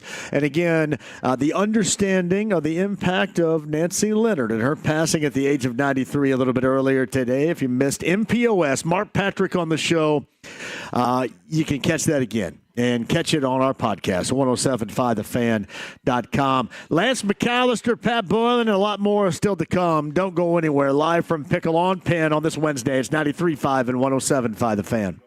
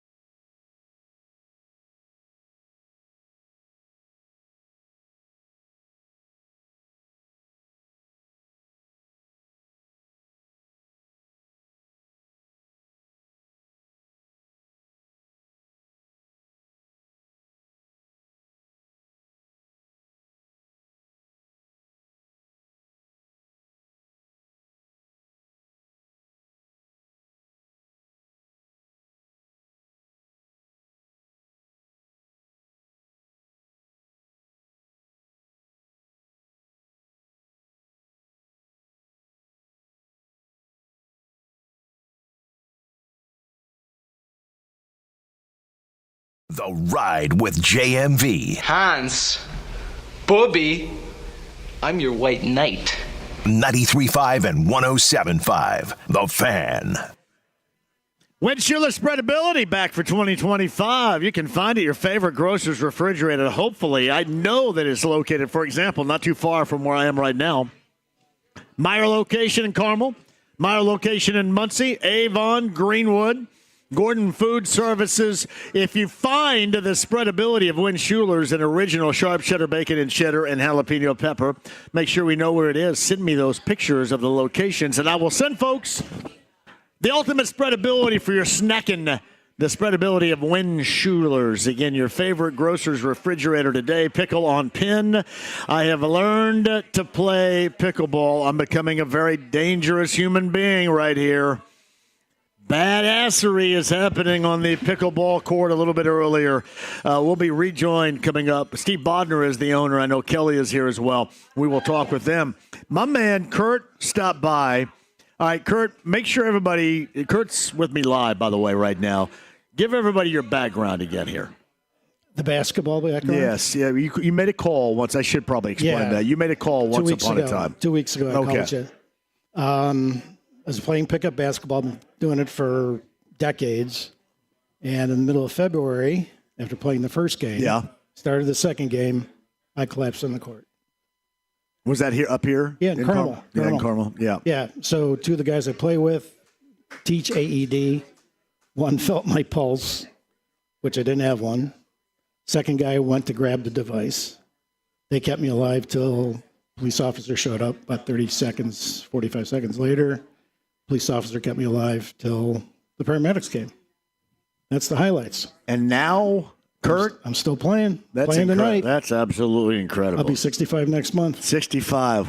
Well done, pal. I hate it that you went through that, but I love it that you're on the other side. What choice do we have? I do. And you're 65? I'll be 65 next month. So you just keep powering on through because that's what life's all about right there. The surgery was really weird, and there was no pain post-surgery. The doc said every once in a while I get somebody that cruises right through this. And so shout out to the guys I'm playing basketball with tonight at Seton. Oh, really? Yeah, I'm playing tonight.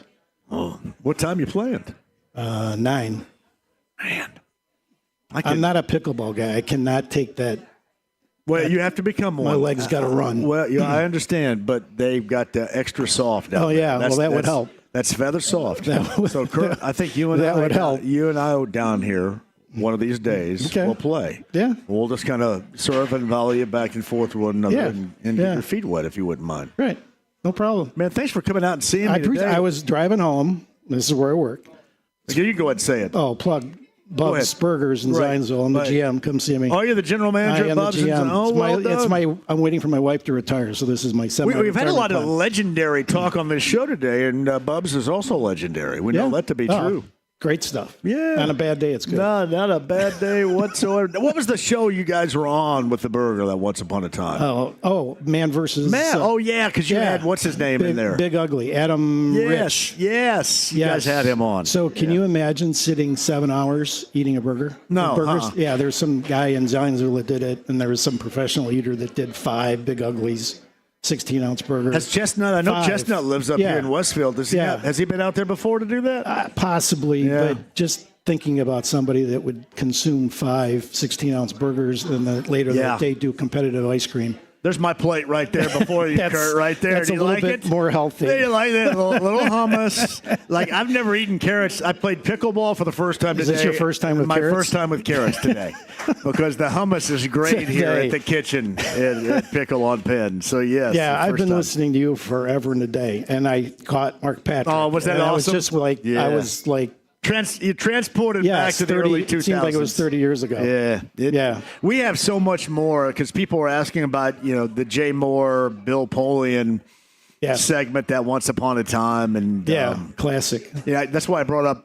He used to do picks every week for NFL and college games with Heidi Fleiss, the Hollywood Madam. Right. And I didn't tell the story because I didn't know if he would recollect it. I'm sure that he would. But Heidi Fleiss was, at the time, dating, or I don't think she was married to. She was dating the late Tom Sizemore. And if you remember, Tom Sizemore was the actor that was in Saving Private Ryan. Right. And I think they were kind of he and sheeing in the background. It was really weird what was going on during that particular interview in the Pick'em. But I was going to ask him if he remembered that, but he may have needed a little bit more time to recollect it. But Damn, you've lost some weight. I feel two good. different paths to I know losing weight. exactly. Exactly. One preferred, one not so preferred. Yeah. Well, hey, Kurt, we're glad you're here. Thanks. Still nice hooping. meeting you. One of these days, you and All I right. a pickle on pin I'll together. stay in touch with you. You got it. Yeah. And a shout out to Bubs, the general manager of Bubs up in Zionsville, right there. Yeah. Thanks, Kurt. Appreciate it. That's Kurt right there. You heard the story a couple of weeks back. It is a good story right now with Kurt. All right. Pickle on Pin is our location. Hey, thank you. Appreciate you, man. There's a Mr. Care right there. Go ahead. Hey, Steve, jump in here really quick. We've got MGK tickets to number 9 at 239-1070. MGK. I believe that's coming up at Ruoff next summer in June. MGK tickets for you.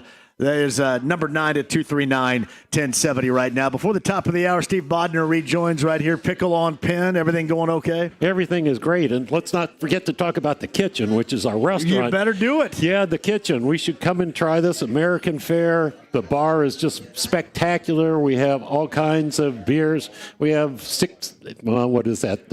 I know about the beers. Taps. I know about the beers. Is it right cold? Now. The ice cold Bud Light is flowing. Just so long as it's ice cold. It's got to be good. Ice cold, buddy. Of course, mine is the Lake Mac see-through, which is vodka in a glass with ice. But, right. But that's a different story altogether. We have people smiling up at the bar. I love everybody here. That's Colleen right there. I see Colleen weekly. She follows you around, doesn't she? She's awesome. Yeah, well, she is awesome. That's what we need. Always getting in pictures with NBA. When she got a picture with Obi week before last. Kenny Moore. Yeah. I like the way she smiles. It brings a little joy to the room. She's a great girl. That's a good thing. And coming up to the kitchen, a little hard to find on our place. One of your friends said that, but you also said you turn north on Pennsylvania. It's actually south from 116th Street. I said turn north? You did, but that's okay. I said coming off at 30. If you're going northbound on 31, you get off on 116. Right. You turn east, and then you turn right and then to head south. At the roundabout,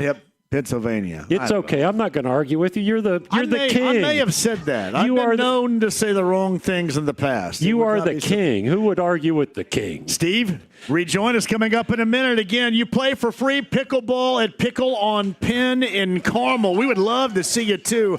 My man Bob Chambers is here. Shout out to Bob Chambers in the house. Lance McAllister, Pat Boylan, and more to come on a day in which we also remember the level of significance, which is probably as high as you're going to find around here with Impact, and the passing of Nancy Leonard earlier today at the age of 93. If you missed Mark Patrick a little bit earlier, that podcast, 1075thefan.com. Quick break, we'll come back. Busy 5 o'clock hour. More stuff for you to win. Don't go anywhere. It's 93.5 and 107.5 The Fan.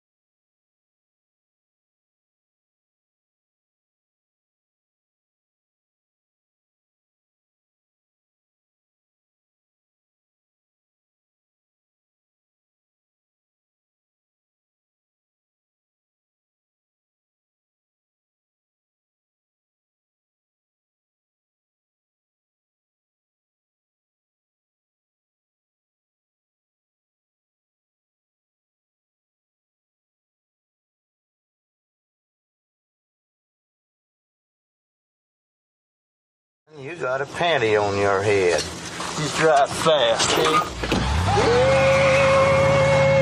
93.5 and 107.5. The Fan. Pickle on Penn. We are in Carmel. Everybody. Kelly, are we in Carmel? Yes, we are. I played pickleball for the first time today, and by God, I believe to be a natural. The king. People are suggesting I'm a natural. I'm a hooper, but I feel like that I'm a natural out here. You can play for free while I'm here. Come by 5 o'clock hour. Get off of work and play some pickleball for free. And if you want to hang around and play me, you can see exactly what you might be dealing with at Pickle on Penn. We're in Carmel.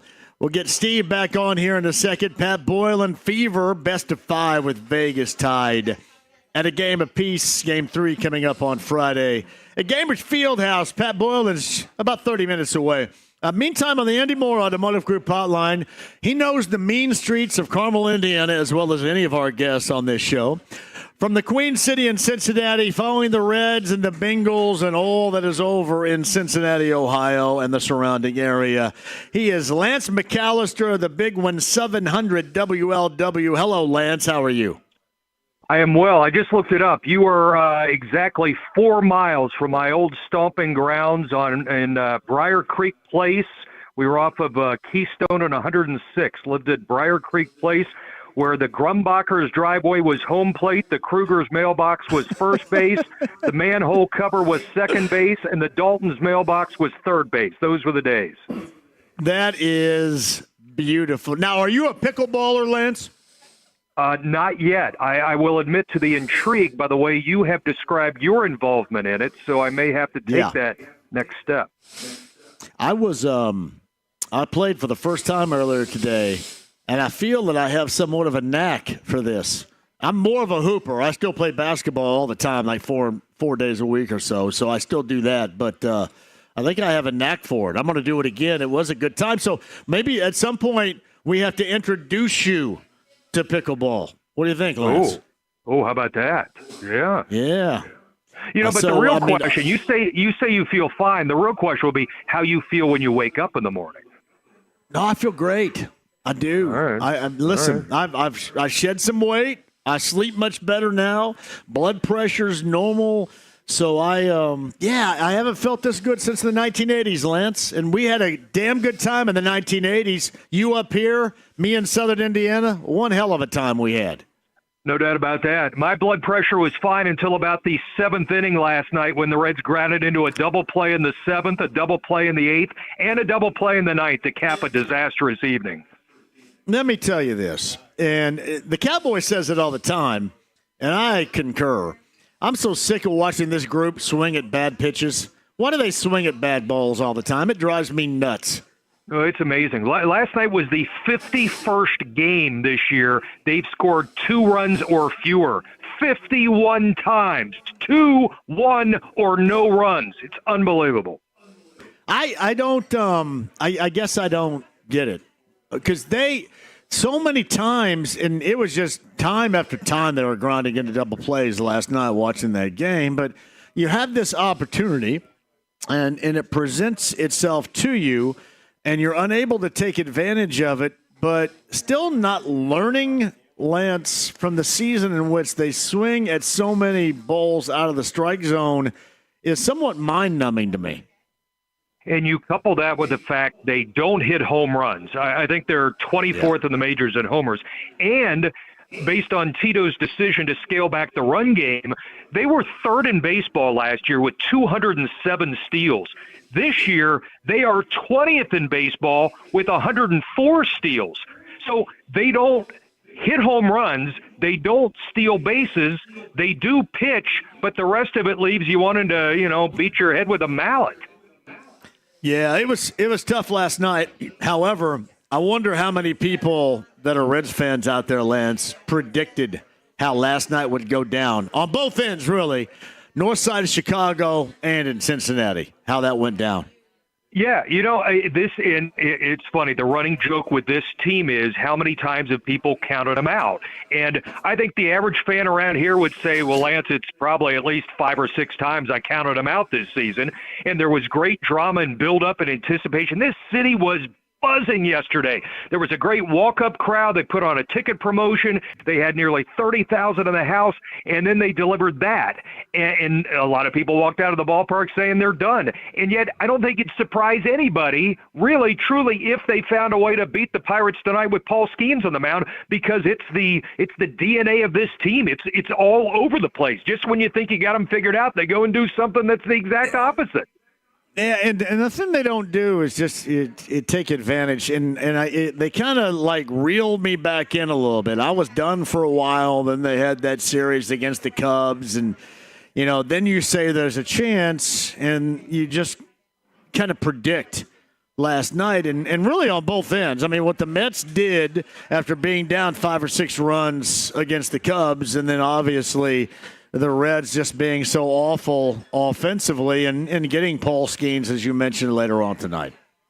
Well, the Mets have tried their damnedest to just hand this thing over to the Reds and say, here, do you want it? I mean, the Mets lost 7 straight in June. They lost 7 straight in August. They lost 8 straight this month.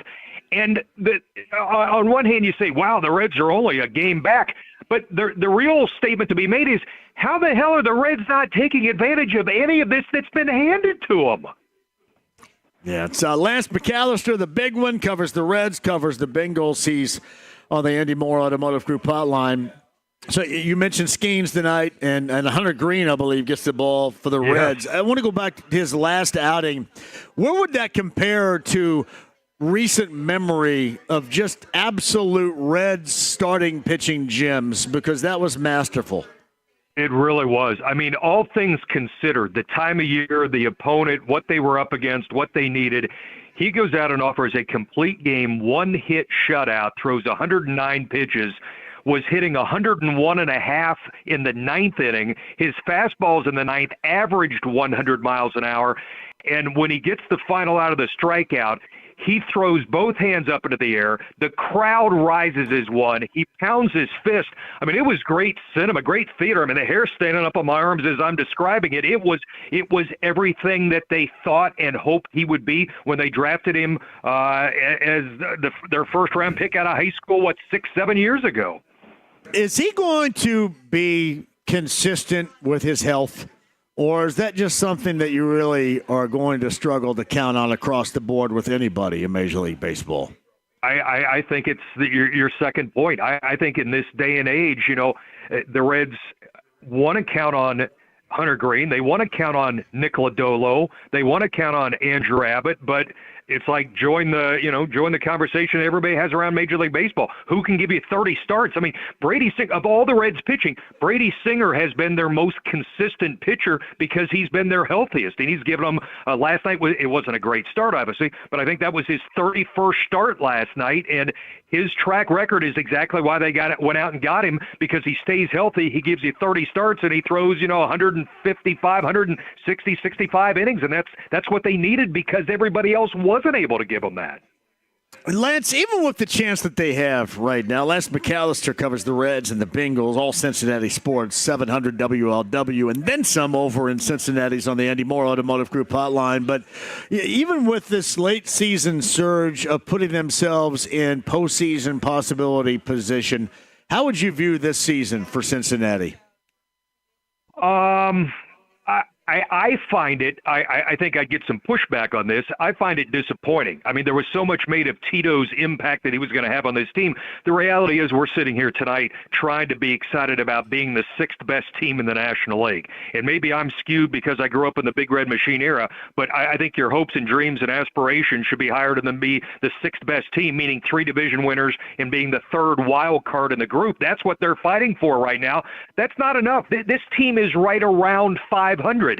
And they, the cynics around here would say that they as an organization have mastered this approach, that they do just enough to keep things interesting, keep people engaged, and kind of wander right around that 80 to 83, 84 win mark, maybe around 78. And when you're in that, the way the game is played today, you've got a chance to be in it into September. And I think the cynical side is growing in this city of when are they going to do more than just that type of approach? So Lance McAllister's with us. You had mentioned that the fan base got all excited about the game last night. So after the end result took place, how are you going to gauge that later on tonight? I'm assuming with Green and Skeens being the pitching matchup that place is going to have a lot of people there, correct? I would think so. Now, rain's been an issue. I think it's going to be okay tonight, but it's still threatening.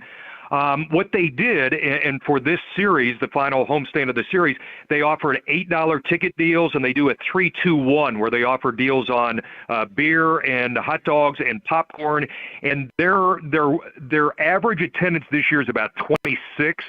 But on Monday through Thursday nights, I bet it's closer to 15 or 16,000. Last night, they drew 29, and there was an electricity in the air.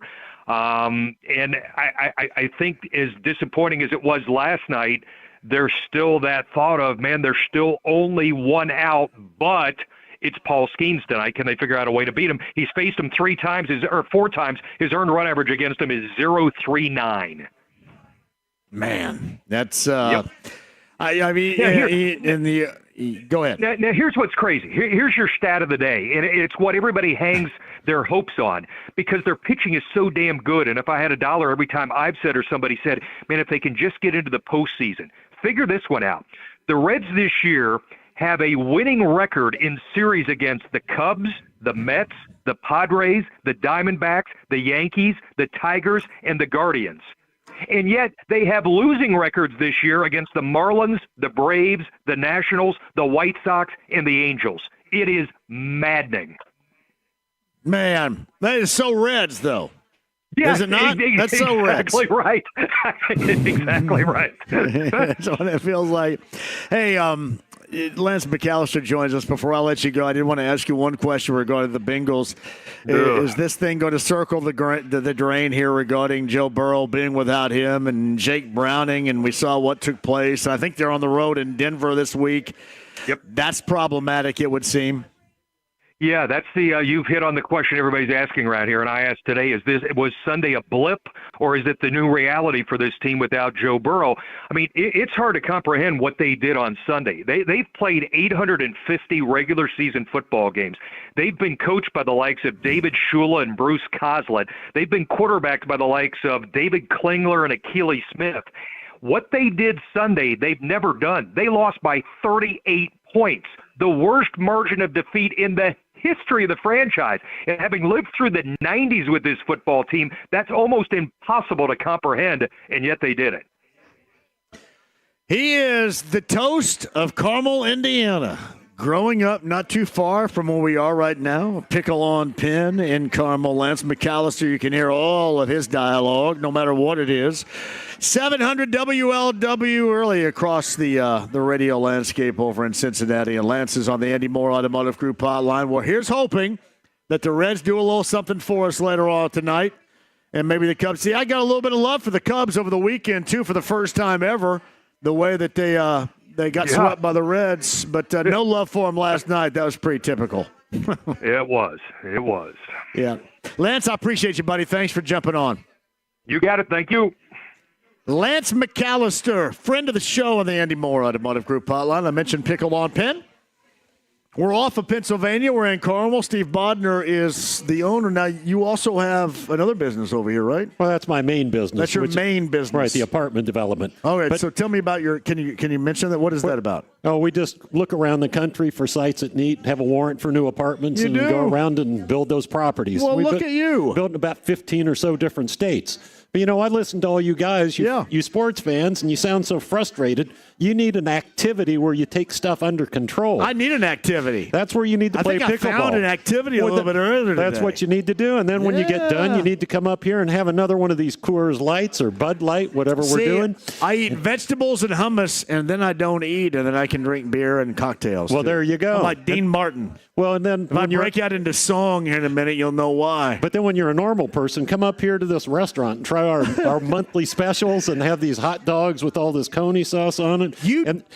And then when you want a little variety, go to Daniel's Vineyard and have lunch and dinner 5 days a week. And the music's loud out there again now. It's all good down there. They're smiling. Everybody's happy. Did people in McCordsville complain that the music was too loud for a minute? I think there were. The music is never too loud. There's always someone There's always that have a stick somewhere where they shouldn't have it. So that's what we're talking about.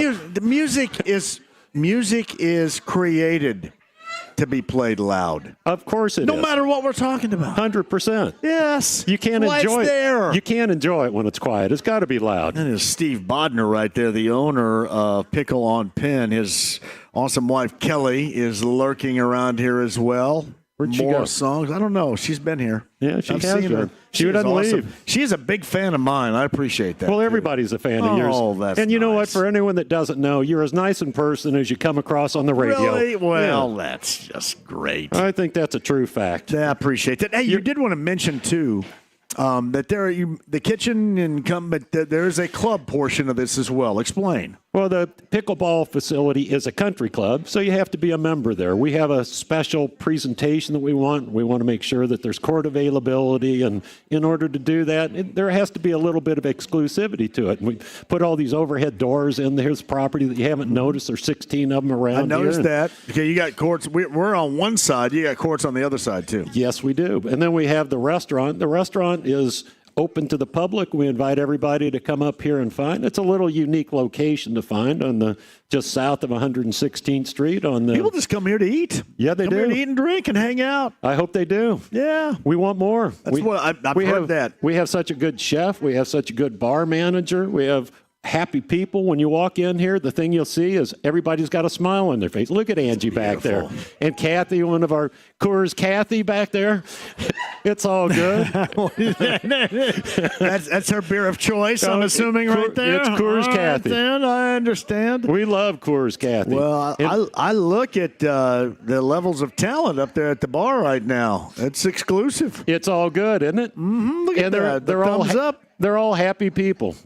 We've given them a new place to hang out. We like new hangouts. I do want to mention this, too, because you mentioned that this is a country club place, too. Right? So for the pickleball. For pickleball, how do you get involved in that? For those who may not know. You come down, meet Eric Baker, the general manager. He'll sign you up. There's a little very fair initiation fee. Then there's single memberships or family memberships, and it's a modest monthly fee. But the thing that's interesting on our monthly fees are, if you love to play pickleball, the hourly rate is cheaper than when you go and just rent court time. So it's a bargain if you like the sport. And like we've just listened, all these sports fans are so frustrated when they don't have control of their sports. You're sitting here ready to start throwing things with Lance talking about the Reds. Yes. We might as well just be out there taking control of our own destiny with our own skill set. I'm curious. You think pickleball in courts, have been like this, have been popping up. But with basketball, I found this. And once you get someplace, you want to make sure you continue to go to that place. That becomes your home court, so to speak. And this has become the home court to so many here. It is, and we've created friends. They've made friends. They've had groups that can play. We have open plays. We have groups. We have men's groups. We have ladies groups. We have mixed groups. We try and take care of the novice players, the great players. Everybody is welcome if you're awesome. A good person. If you have a frown on your face, go to one of our competitors. Oh, man, we're not frowning about anything around well, we don't. We only like the good thing. And Kelly wanted me to thank all the people that have specifically supported this place. Our POP members, you guys make this place special for us. We really appreciate everything you do. Yep, let's hear an applaud. I love the POP members. That's what we're talking about. And she wanted to give a special call call out to the Sweet Pickles, who used to be one of the starts of the pickleball thing. These ladies were playing in our backyard before we built this. Were they really? Yeah, they were. Did you have a pickleball court in your backyard back in the day? We did, and I like this so much that we talked about in my apartment world. I put pickleball courts in every property we build across the country. So pickleball actually started in the 1980s, did it not? Yes, it did. I've heard. And the guy's dog, and you saw mine today, Birdie, the guy's dog was named Pickles. So he kept taking the balls, and that's how come the sport got its name. Pickles stole the ball, it's pickleball. Did he play it because he liked tennis? How did that, do we know? No, that part I don't know. Oh, okay. But this is, this sport is better for guys my age. I'm older than you are. You're a young man, but it's better for people. Not that much, I don't think. Not that much, but I'm trying to give you another compliment. So this is good. You stay busy, but you don't kill yourself. You play doubles. It's not like tennis where you are huffing and puffing all the time. And it's a sport that everybody can play, so long as you stretch beforehand. Yeah, that's important. It is important. You don't want to be popping anything or ripping anything or tearing anything. And I'm proud of you. You didn't rip anything today. No. I was worried about it. Though. I was prepared for it, so I did. I feel great, and it was fun because I hadn't played tennis in a while. And there are certain aspects of it with backhands and forehands that you can equate to tennis. So. You were putting more spins on these balls than you can do on a tennis ball. I was trying to put the spin on. Yeah, I was trying. Did. Well, because to me, it was almost a little bit across with ping pong to where, they get a little wrist action on the spin and put a little spin on it. So. There's nothing wrong with that. You play a little bit more, you'd be out here competing in the club championships. I would. I think I would. And your club professional, again, who played with us a little bit earlier today. Yes, he did. And he's the assistant manager. The manager plays. We have a group of pros that are here. If you want to get a group of lessons, we have 5-6 people that are extremely talented, and they know how to teach. There's Greg out on the court. He's playing like a stud. He's one of the guys that said, hey, you should talk to this JMV. I should talk to him, man. He's ready to go. Yeah, but I did not lie when I say I could come out here and play. I can play, even though I'd never played before. People were asking me online. They saw the video, and they go, no, you're lying. You played before. I've never played before today. Well, to the guy that talked to you the other day, it said you come out here and you're going to have just chased around. You're going to be embarrassed. You can tell him you get the last laugh. I think I could play. You get the last laugh. Once I learn the rules of it a little bit, know where I need to be standing most of the time, that's good. Well, I'd take you as a partner, but I'm so bad you wouldn't want me. All right, rejoin us coming up in a minute, too. Make sure Kelly comes back as well. Steve Bodner, he is the owner of Pickle on Pin, and we are incredibly proud to be a part of this event today. For the first time I played pickleball, this is the destination for you pickleballers out there. Pickle on Pin and the kitchen, full-service kitchen, cocktails, beers, and more. We're just upstairs in this area. Again, you can play for free while we're here, and if you want to play me at the end, we can do that as well because I do have my gear. I did play for the first time a little bit earlier. The Fever played last night, even on the series at a game apiece. Best of 5, WNBA semifinals in the playoffs. Game 3 coming up on Friday night. They lose last night, but they did do what they needed to do to get a win in Vegas.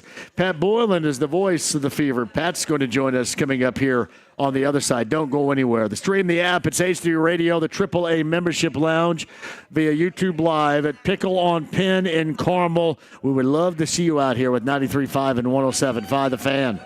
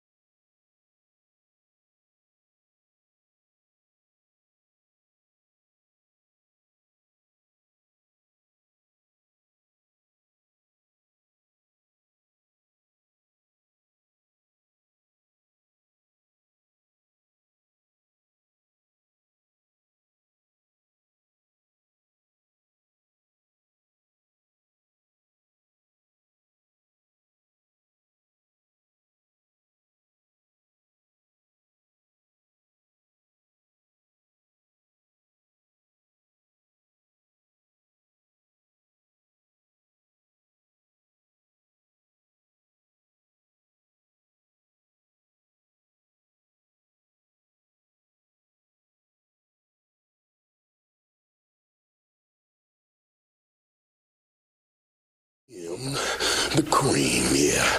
The cream of the crop. And there is no one that does it better. 93.5 and 107.5. The Fan. Pickle on Penn is our location. The awesome Kelly's going to rejoin in just a second, too. Love to see you here. Pickleball for the first time today. Feeling really good about that, too. Pickleball and beers and hummus. That is right up my alley. That is me. Activity with pickleball and then hummus and beer.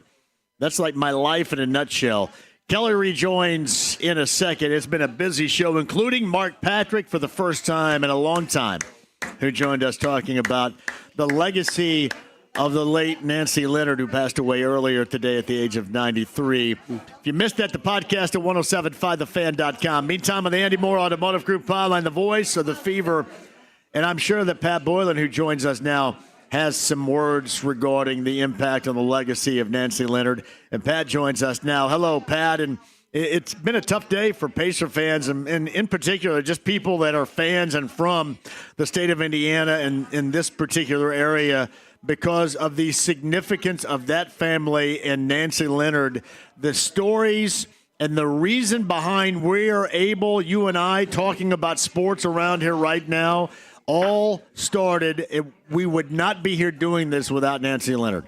Well, that's absolutely true, and good to be on with you, John. And I'm sure that people like Mark Patrick can sum it up better than I can. But I think she's one of those people, and Slick as well, that just transcends sports. Now, of course, so much of what Nancy and Slick did involved basketball and the Pacers. But as you were touching on there, she's the reason. If you had to pinpoint one person, she's the reason why the Indiana Pacers are still the Indiana Pacers, why they're still here. And we don't know what happens with other pro franchises if this one doesn't succeed. And because of that, if you're a fan of this city or even this state, even if you don't like sports, Nancy Leonard's impact is profound because her keeping this team here has allowed Indianapolis, downtown, to grow in ways that, a lot of similar-sized cities haven't been able to grow. So it's unquestionably a sad day. I look at it as well, John, as she lived to be 93 years old. Couldn't we all be so lucky? And the amount that she squeezed out of life in those 93 years is just remarkable. So while certainly it is sad to lose a legend like her, I also kind of look at today and kind of feel a little bit happy because the last moment that I remember of her was walking off the court celebrating that Eastern Conference Finals championship, and to look back at everything she did for this city and everything she meant. She's brought so many smiles and good memories to people over the years, and that's going to be her legacy, and that's how I think not only myself but so many will remember her. Yeah, Pat Boylan joins us, the voice of the Fever on the Andy Moore Automotive Group hotline. Before we get to that series being even in a game apiece, Mark and I discussed that too. I think when we watch them clinch the Eastern Conference Finals to advance to the NBA Finals, and all the players, the coaching staff, the organizational fixtures come up and embrace Nancy Leonard, I think was the best part of it, Pat. It was for me, I think. For somebody in her position at her age to still have, the ability to be there, but also the ability to soak in a moment that you don't get very often, but then also to just kind of really show the impact that she has had around the organization. I mean, you talk to any player that has been with the Pacers for more than a couple of years. Miles Turner had a nice post today. Of course, Tyrese Halliburton. I mean, not only do they know Nancy Leonard, but she's been impactful in their lives and their careers. And to be doing that, all the way up until age 93 is just incredible. And, as I think back to that day, I think it was May 31st, final day of May when the Pacers clinched. I mean, that ultimately was one of the great days for the franchise, one of the great days for her, and I'm so glad that she was there and got to soak it all in and enjoy all of it. And, we all wish the Pacers would have won the championship, but in many ways, last year's team was the most successful NBA version of the Indiana Pacers, and they're not in the NBA if it weren't for what she and Slick did with the ABA Pacers. So all of that has kind of a more profound feeling now looking back at her life and legacy just a few months later. So Pat Boylan, all right, the Fever got done exactly what they needed to accomplish in Vegas, coming back to Indy for a Friday Game 3, even at a game apiece, regardless of what took place last night. No question, yeah. Last night, of course, you would have liked to go better.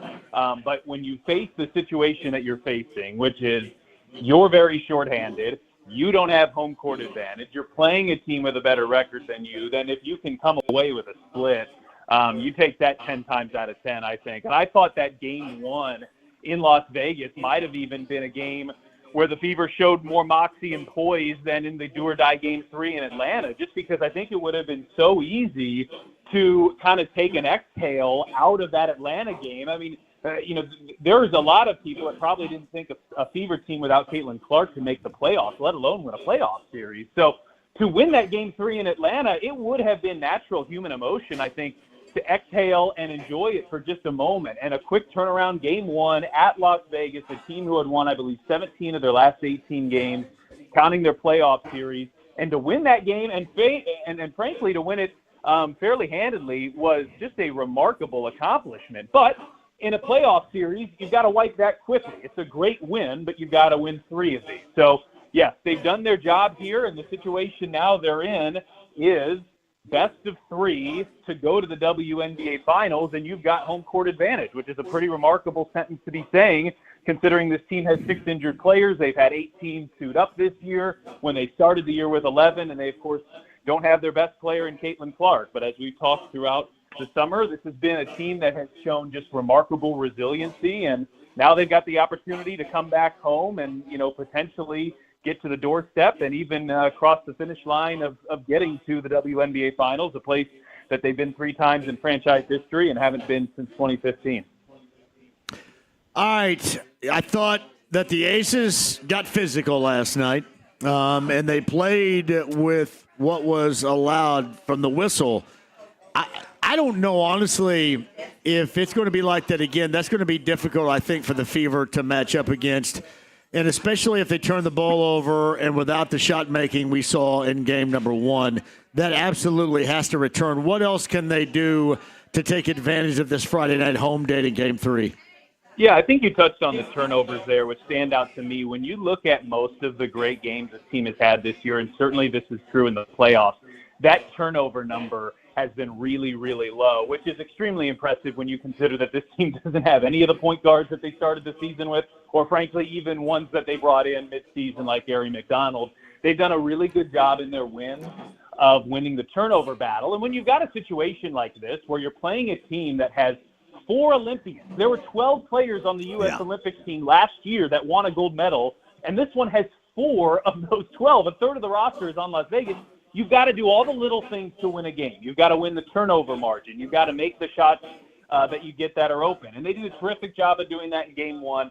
Struggled in game 2. I give Vegas a lot of credit. It's a team with a loaded roster that responded. I agree they used their physicality to their strength. The Fever have, led by Kelsey Mitchell, a whole lot of speed. So I think that's a potential counter. And then the other aspect at play here is just, this dynamic that we witnessed happen from mid-April all the way to late June. And then I think we saw another example of it last week on Tuesday in that home game against Atlanta. Is just these home playoff games for Pacers and now Fever have had a way of lifting teams more than I think the average home game does in a playoff series. And so I think you hope that, you hit your shots at a rate you're more used to. You take better care of the ball, and you use this home court advantage to hopefully lift you here. And, Friday, Sunday, I like the days of this as well. They're more convenient games to go to for people now that school has started. So, yeah, feverbasketball.com/playoffs is where fans can go. We do have good tickets still available and some affordable tickets as well, and a great opportunity to come out and be a part of this home court advantage and help try to drive the Fever here to a WNBA Finals. They still need 2 more wins to get there, but they do have 2 home games coming up this weekend. That is Pat Boylan, the voice of the Fever on the Andy Moore Automotive Group hotline. Pat, I appreciate you hopping on here. I know you got some quick notice right there, but we'll do it again soon, and we'll look for it coming up later on this week. Thanks, buddy. Always good to be with you, my friend. Thank you. Pat Boylan on the Andy Moore Automotive Group hotline. Kelly rejoins us here at Pickle on Pin. We're getting a lot of pictures taken of us. I'm right. You look so much better than me. I'm just right here with you. You look so much better. Well, look Your at you voice now. is awesome too. No, you're got a better voice than I. You look better than I. I've got nothing. You're killing me right now. Pickle on Pins, the location. Now you wanted to say, want to hit a break, and we'll come back with you to close out the show. But did you want something? You got something to talk about here? You know, I just want to talk about my fabulous members here at Pickle on Pen. Yes. We are here for you. Thank you. Major one, condolence to the Leonard family. Love that family. I was a season ticket holder for like ever at the Pacers. Know them all. They're the greatest family on earth. Way to live a life. I give that to her. No doubt. Well done, ma'am. And incredible impact. And went out in dignity and respect and the love for Indiana and her Indiana Pacers. That's right. So I love that, and that's the first and foremost. And second, thank you. Well, John Michael Vincent. we're going to talk it up on the other side, so sit tight with me, okay? I got you. We'll do that. All right, James, we'll take a break and come back. I know we got the Harris Leisure Park Race of the Day, 50 in betting, 50 in dining from Harris Leisure Park Racing and Casino in Anderson. Hopefully you have a horse because you can win, and here it is. James Roll at the Harris Leisure Park Race of the Day.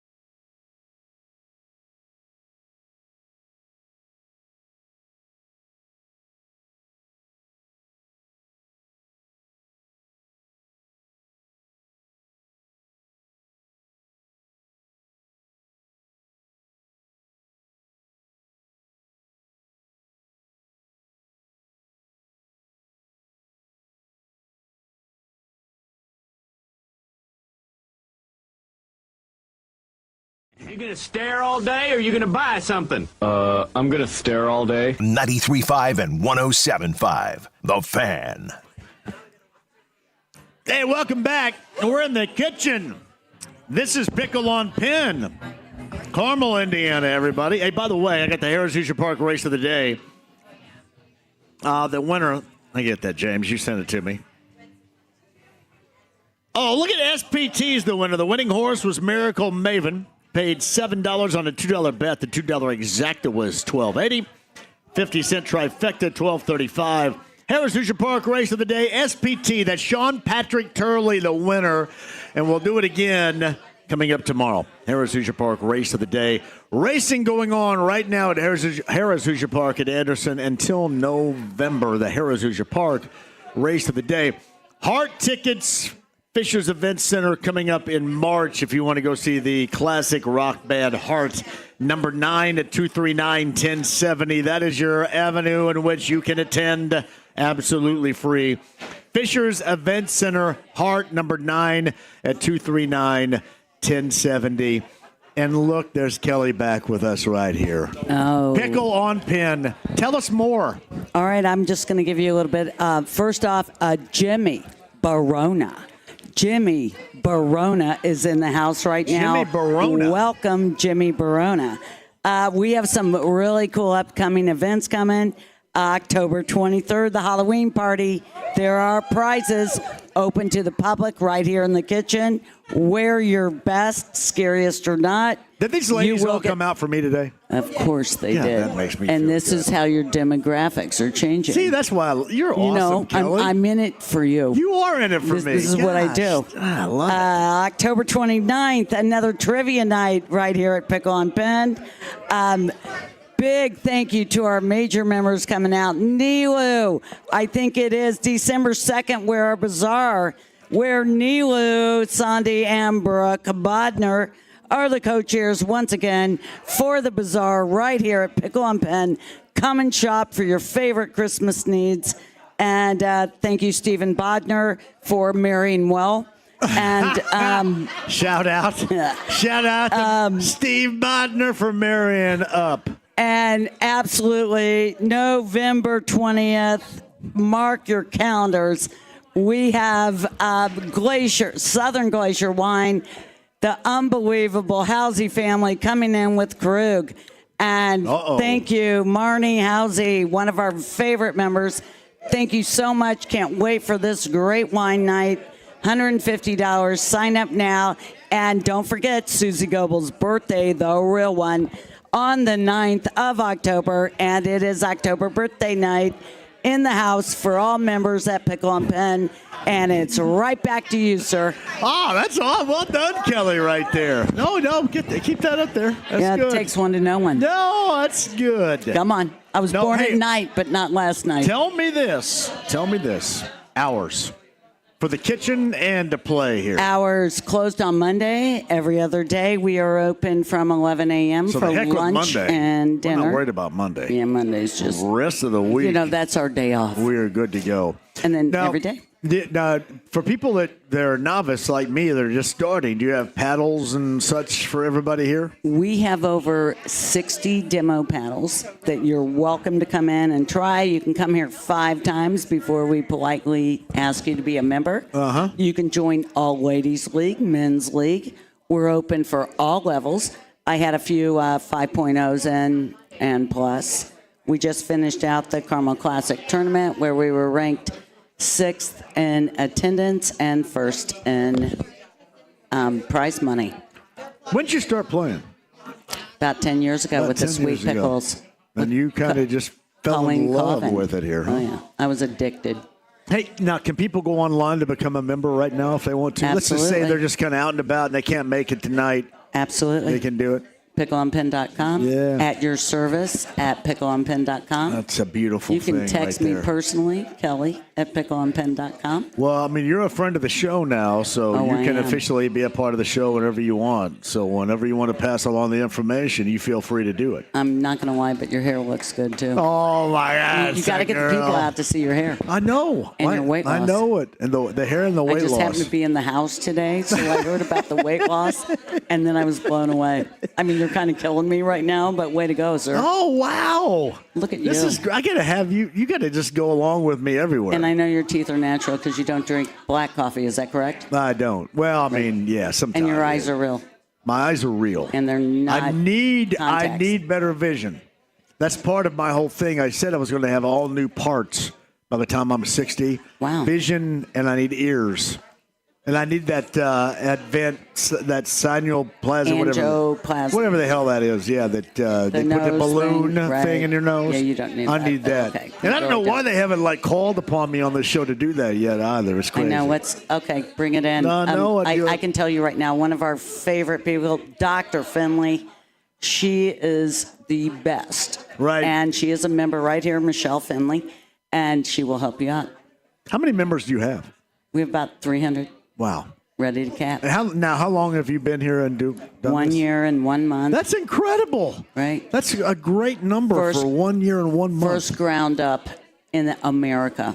We are the first country club dedicated to pickleball and only pickleball in the country. Now, has anybody else done this since you guys decided to go ahead and break the mold on it? I mentor many, but no one has really done the ground up. They've taken over Marsh grocery stores or Bed Bath & Beyond's and warehouses, but I'm pretty much one of the only or very few handful. Well, here's what I like, and what Steve said a little bit earlier is you guys designed the courts with and this is like me, my basketball background. I love playing on the courts that aren't just laid on concrete. Right. I mean, it is it is layers of softness that will be easy on the joints. Gravel foam, gravel foam. Repeatedly, it's a big deal. It's a cushion. Yeah, it's a big deal. Helps your knees. Exactly. So, I mean, I could tell, like, for example, if I play on a court that I know is softer underneath compared to what is just concrete underneath, it's a huge difference. It is. Hard surface courts are so hard on your body. Yeah. But these cushion courts, I'm the best in Indiana. I know that. I did receive an award, so I'm not making it up. Oh, I know you did. But, we're the real deal. You are. All right, one more time. The times when they can come and enjoy the kitchen and the food and the beverage. Kitchen's open every day but Mondays, 11 to 9, Sundays, 10 to 6, and we welcome everyone. I'm going to hang for a while. Open. Do you mind? Absolutely not. I love the We're food. here for you. I'm going to take it. You asked me if I wanted I'm giving you the hummus. A vat of hummus Chef is what you Carlisa, ask. He wants a vat of hummus to take home. Hummus. Chef's if you'd asked me over a year and a half ago, if you just said, hey, you like hummus? I would say, what? No, she makes it. Like, really makes it homemade. Thank you, Kelly. All right, thank you. All right, pickle on pen, everybody. Thank you so much. I'm going to go down and play some more. We love you guys here. That is Kelly and Steve. Thank you very much. The Maddies both here. Thank you guys as well. Thank everybody that came out. Wenschuler Spreadability, the cheese spread you can find right now at the Meyer locations, Gordon Food Service. 2025 football season, the Spreadability is back. Wenschuler's Spreadability, let me know where you find it. Hey, tomorrow downtown, Slippery Noodle, Larceny Bourbon Locks, Luna Azul Tequila Shots, Brent Halverson and I, week 4. You guys have been great. Go back and listen to the conversation with Mark Patrick. It was awesome, 4 o'clock hour, podcast 1075thefan.com. Dev, thank you. James back at the studio. Talk to you tomorrow from the Noodle at 3.